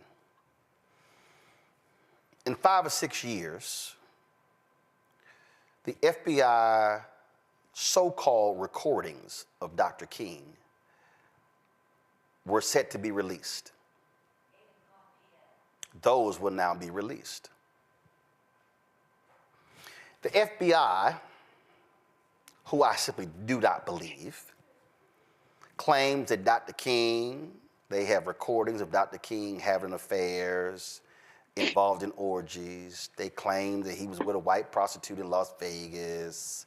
And these were all notes. David Garrow wrote a story. No American media entity would run the story. So he went to a small outlet overseas. And there were the notes, and these notes were a part of the JFK papers at the I think Library of Congress or National Archives. And so he wrote a story based upon the notes. So Charlie Kirk, Turning Point USA, when he did all his videos trashing King, oh, we shouldn't be celebrating him. Let me explain to you why they doing this here. I just want y'all to understand what's about to come down. They are going to try to completely destroy the legacy of Dr. King. I guarantee you, when these papers are released, and you get the recordings and all the stuff from the FBI, people are gonna say, take his name off of streets, take his name off of elementary schools. We should not have programs honoring him. We should not have scholarship programs. He was not a moral man. I'm telling y'all, don't think for a second that this executive order signed by Trump, is all about let's just get at the truth of what happens. I'm telling y'all right now, and let me just be on record right now, in advance of whatever is released. And I'm just gonna say this here, and I remember, and I'm gonna quote my dear alpha brother, Andrew Young, when I asked him this question. I think we actually got it on tape as well in the interview that I did with him in Atlanta, when I asked him about this very thing, and he said, fuck them. Listen to me clearly. Any anything that is released related to the private life of Dr. King, who was not a perfect man, no man or woman is perfect. Anything released from the FBI and J. Edgar Hoover and his COINTEL program is full of shit. They tried to get King to kill himself. They doctored tapes. They sent stuff to Coretta Scott King. I absolutely believe nothing, absolutely nothing that comes from this FBI as it relates to Reverend Dr. Martin Luther King Jr. and J. Edgar Hoover's name shouldn't even be on the FBI building here in Washington, D.C., because he was a racist, corrupt, evil son of a bitch. And that should be the reaction that every Black America gives when anything comes out about Dr. King released from this federal government and from this FBI. Greg, go ahead. Agree with you. Of course, this is the only reason that these documents are being declassified. We know Robert Kennedy Jr. believes there was conspiracy to assassinate his uncle, and I agree with that in concept. I don't think James Earl Ray killed Martin Luther King, and I don't think those shots came from the grassy the school depository building. And there's a lot of scholarship on it, and people will argue, take sides. But let's be crystal clear about the King files. It is exactly what you said. Now, I will say, though, that I think John Hoover's name should be on the building because the FBI is a criminal enterprise. I don't think that for the same reasons that the MAGA people think it. I think that it's a criminal enterprise because as a person of African descent, it has never done anything other than attack and persecute and prosecute us. I'm glad to see Leonard Peltier home after decades, but Assata Shakur still can't come back. And so, but that having been said, what you have just said, folk, listen to everything tonight, but listen very carefully to this. We need to brace for this because, I think about some of the most brilliant thinkers, theologians we have, everybody from Jeremiah Wright to Vashti McKenzie. And, that world is a world that is populated by human beings. And we often hold our people to standards that other people don't. And I'm not saying we shouldn't, but I'm saying that we don't allow our people to be human. And Dr. King didn't make it 40 years old. And I'm glad you evoked David Garrow. David Garrow is a first-class researcher. He's done so much important work. Anybody get his book Rising Sun on Barack Obama, you won't look at Obama the same. It always cracks me up when people say, yeah, I'm critical of Obama, and people opening their mouths and have never read one word of one sentence, one paragraph of one page of anything about Barack Obama. You read David Garrow, you look at the whole world differently, and even Jonathan Ives' recent book on King came out a couple of summers ago, but it doesn't displace what Martin Luther King did. Unlike the young girl lover Matt Gaetz, unlike the convicted sexual predator Donald Trump, unlike damn near the whole Republican Party, Dr. King gave his life for everybody, regardless of color. And so I'll just end with this, and I just want to underscore what you said, Roland, and really, really, really support what you said, every word of it. And please, people, when these tapes are revealed, and they're only revealed because they want to take who they think is the champion, the central figure representing the moral standard of African people, which is the only reason there is a funky criminal enterprise called United States of America. Let's be very clear about that. And I don't think that it's going to take a century to claw back, because I don't think the United States is going to be here in a century, not in the current form. Not in its current form. I think it's inevitable. That's why they're pulling out the stops now. Steve Bannon is very clear about this, and I join him shoulder to shoulder and say, you're absolutely right, Mr. Bannon. Y'all don't have another play but this. This is the only play you have, and it's going to fail.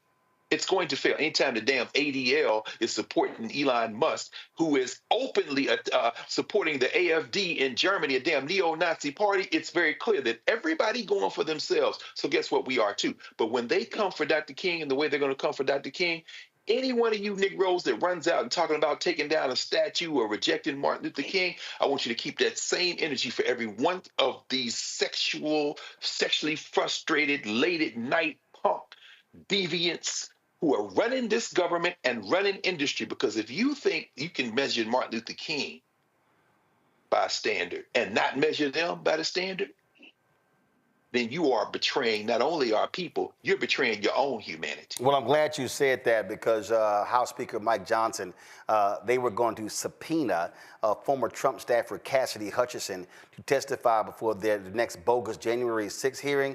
To one of his aides went, hey, no, we shouldn't do that. Go to my iPad because the aide said that if they subpoenaed Cassidy Hutchinson, then it would reveal that a number of Republican lawmakers were texting her seeking sexual favors. Yikes! Ooh.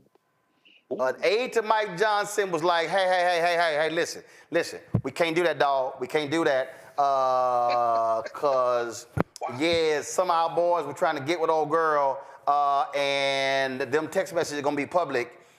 And they went, yeah, we ain't going to subpoena her. So yeah, that actually went down. The Washington Post is actually reporting that story. I got to do this as well. This is awesome. A Republican judge. So they went to court over this whole 14th Amendment citizenship thing, and a Reagan-appointed judge. And let me tell y'all something right now. I really hope that the federal judges who were appointed by Ronald Reagan, George H.W. Bush, and George W. Bush are going to have the guts to stand up to these thugs because we know the Trump-appointed judges like Eileen Cannon are dumber than a box of rocks, and that's insulting rocks. But this senior U.S. District Judge, John Coffinow, y'all, this is what happened on Thursday. He was, quote, blistering in his criticism of Trump's action as he granted a temporary restraining order that blocks Trump's executive order from taking effect nationwide.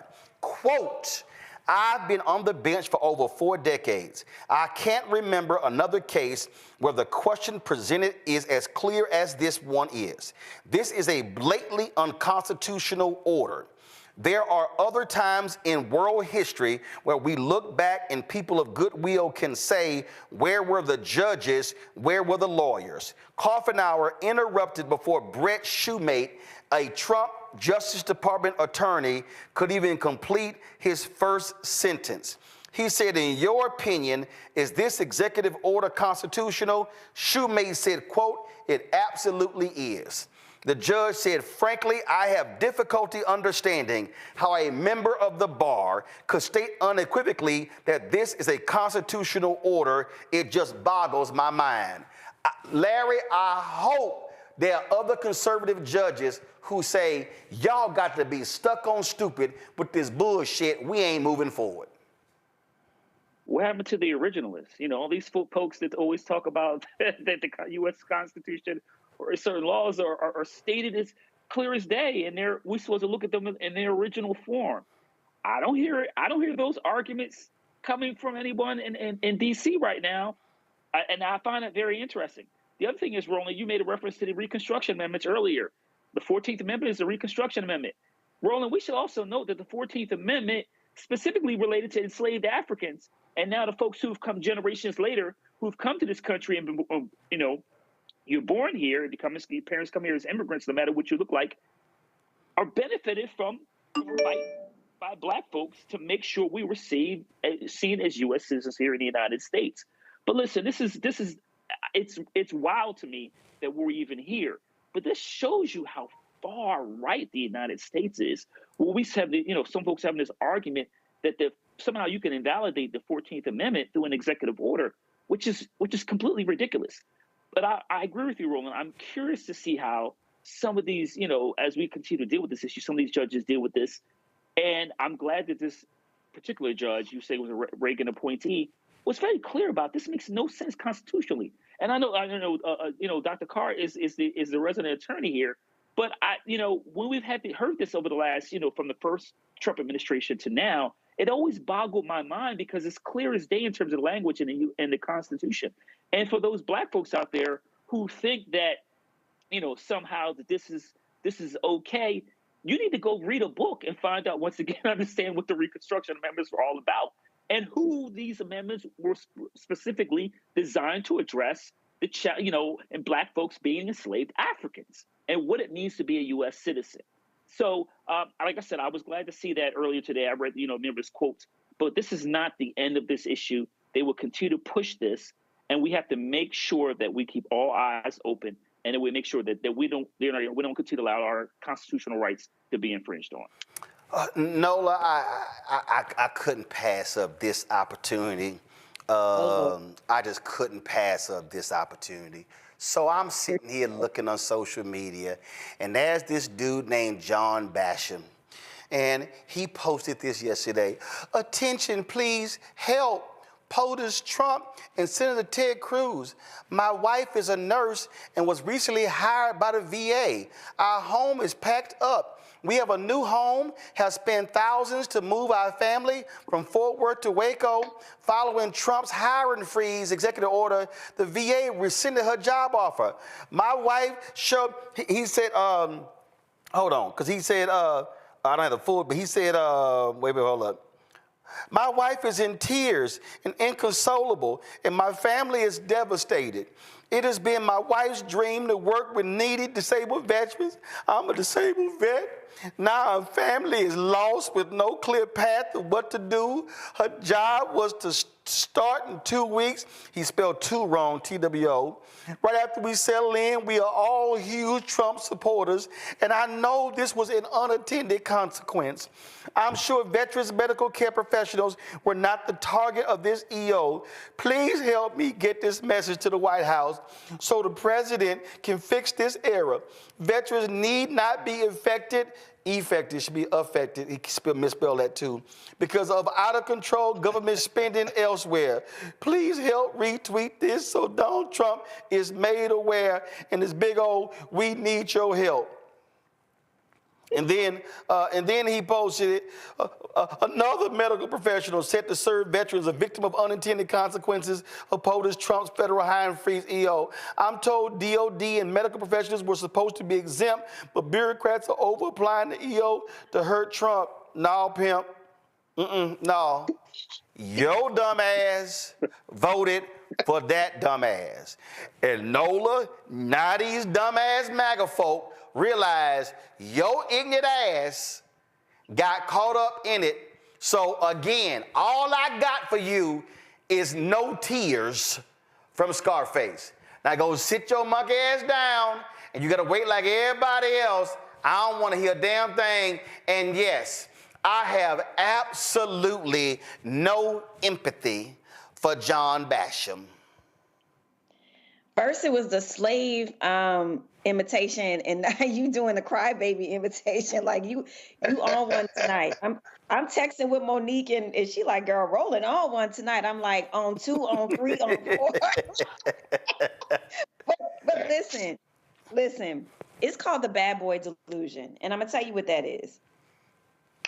When you're a woman, sometimes you can convince yourself that bad boy who done slept with everybody and their mama, somehow you are the different one, and you are going to change him.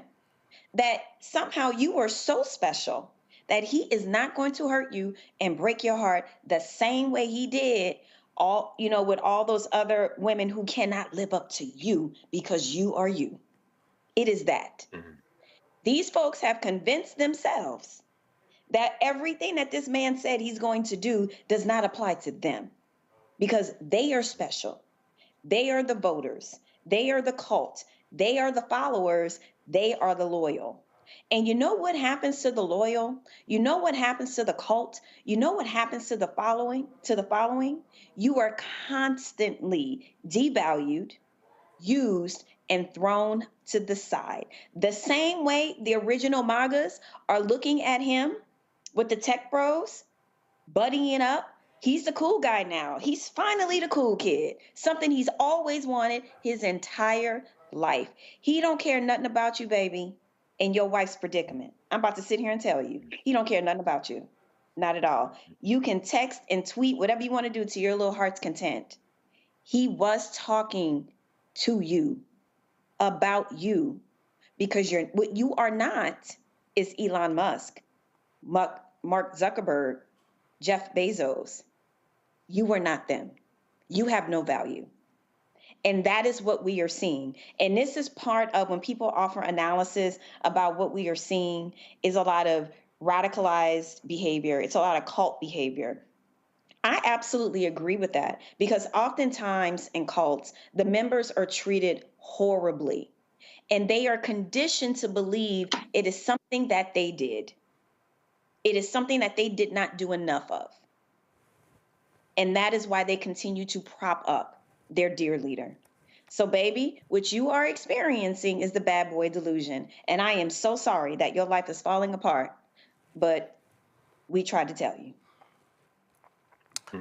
Again, I have no sympathy.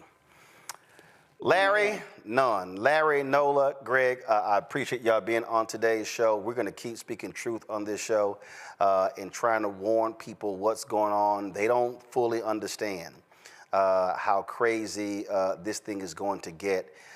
And again, y'all can mark my words, and y'all gonna be like, damn, Roland, you told us, and we weren't paying attention. And guess what? We tried to warn y'all before the election. We tried to warn y'all, don't touch that oven. But now y'all want to go ahead and touch that oven. Now your ass is about to be burnt like a crisp because you sat here and did not want to listen to people who were trying to explain to you what is going to happen. What we're talking about with these people. Again, they are angry. They are angry at the 1960s. They are pissed with black advancement. And they say now we have the opportunity to roll everything back, and they are going for it all. They are going for it all. So again, Larry, Nola, Greg, we appreciate it. Thanks a lot. Folks, why must you support what we do here? You take, for instance, again, what I'm wearing. This is a Tronus, and we had them on the show in our marketplace segment, and I'm doing this because we support black-owned businesses, but this is also a black-owned business. And listen, you got the guys who work for Obama Pod, Save America. Oh boy, they made themselves super millionaires. We don't have 100,000, 200,000, 300,000 people subscribing to us every single month, paying $10. Yeah, listen. If we had 300,000 people paying us $10 a month, that's $3 million a month. Yo, are you serious? That's $36 million in a year. Oh, I can tell you right now, I would have the office next door, I can tell you right now, there will be another 50 to 75 employees here. We could blow the website out. We could sit here and have that news control room be operational 12, 14 hours. We would have full-scale morning show, you name it. But we don't. Do you have these advertisers out supporting us? Nope, they don't. I met the ad agencies. They can get in line. That's right. Group M, Publicis, Horizon, all of them. Are they providing resources? Absolutely not. Oh, no, our clients don't want to buy news. Yeah, but I'm seeing all these ads run on Fox News. Mercedes-Benz actually had a whole segment that was sponsored on Fox 5. Mercedes-Benz. Just so y'all understand what's going on here. So it is critically important that you support the work that we do, because without you, we can't do it. The stories we look to cover, can't do it. The things that we stream, we can't do it. I'm telling you, I'm in active conversations right now with 2 or 3 people going over show treatments in terms of being able to launch new shows, but that actually cost. It actually cost money. And so when I say our goal is to get 20,000 of our fans contributing on average $50 each a year, I mean that. That raises $1 million. That $1 million is absolutely crucial to be able to do what we need to do. And so, again, if you've already donated in previous year, love for you to donate again. If you can't do $50, you know what? Listen, we got people who give in 25, 15, 10. I got somebody who gave $1.08. Hey, I appreciate every single thing. But there are people who give in more than that. I saw a brother just the other day contribute to us $300, and I appreciate that. And so, you know, what I need folks to understand is that we're doing the work. We're not sitting here playing games, y'all. We're doing the work. Marlissa Belay, Henry Dotson, D. Har, Samuel Edaho Eckett, Marlissa Belay, Mark Gale, Verdale Lee, Sherelle Dorsey, Kevin Atkins, Vicky Cheek, Lamont Bradford, Erica Syfax, Susan Horton, David Norris, Morlin Wilson, McCall, Jamie Bernard, Raymond Winbush, Sykes Entertainment, April Lee. Wow, Sykes Entertainment, I really appreciate that $1,000 contribution on MLK Day. Thank you so much. Pamela Burton, Kip Layer. And I want y'all to understand something. I'm looking at donations of $10, $20, $50, $10, $25. I mean, you know, $100, $50, that was $300, a $1,000 one, $10, $5, $20, $25, $30, and so is all that. So I give shout outs to all those different people. So when you contribute, I mean, I'm looking right here. It's 5,000 people. There are 5,000 people who literally on our YouTube right now. If the 5,000 people on YouTube right now, and again, I'm just telling y'all, if those people, those 5,000 people said, you know what, we're going to join the Bring the Funk fan club, we're sitting there commenting, talking. If the 5,000 people on YouTube right now gave $50, we would raise instantly $250,000. Let me explain to you $250,000. That means that we could literally hire 3 staff writers at $75,000 apiece to write stories. I just want y'all to understand how real this is. So it's simple to sit here and say, oh, well, I'm just going to sit here and comment. I don't want to sit here and give and donate. Well, guess what, y'all? Stuff costs.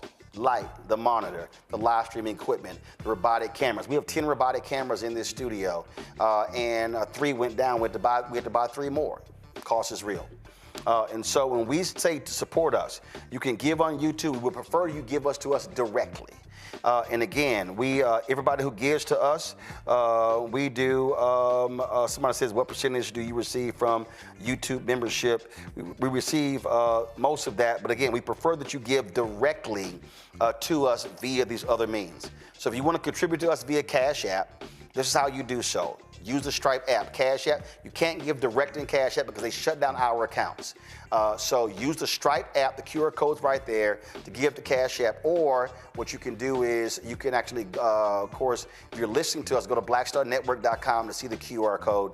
But you can't give to us direct because Cash App changed their rules and shut down all of our accounts.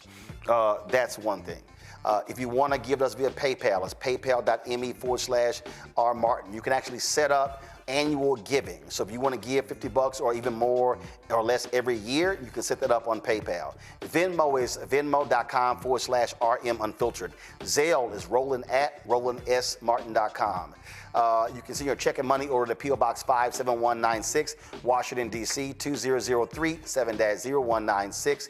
If you want to support us get our book, of course, Get White Fear, How the Browning of America is Making White Folks Lose Their Mind, available at bookstores nationwide.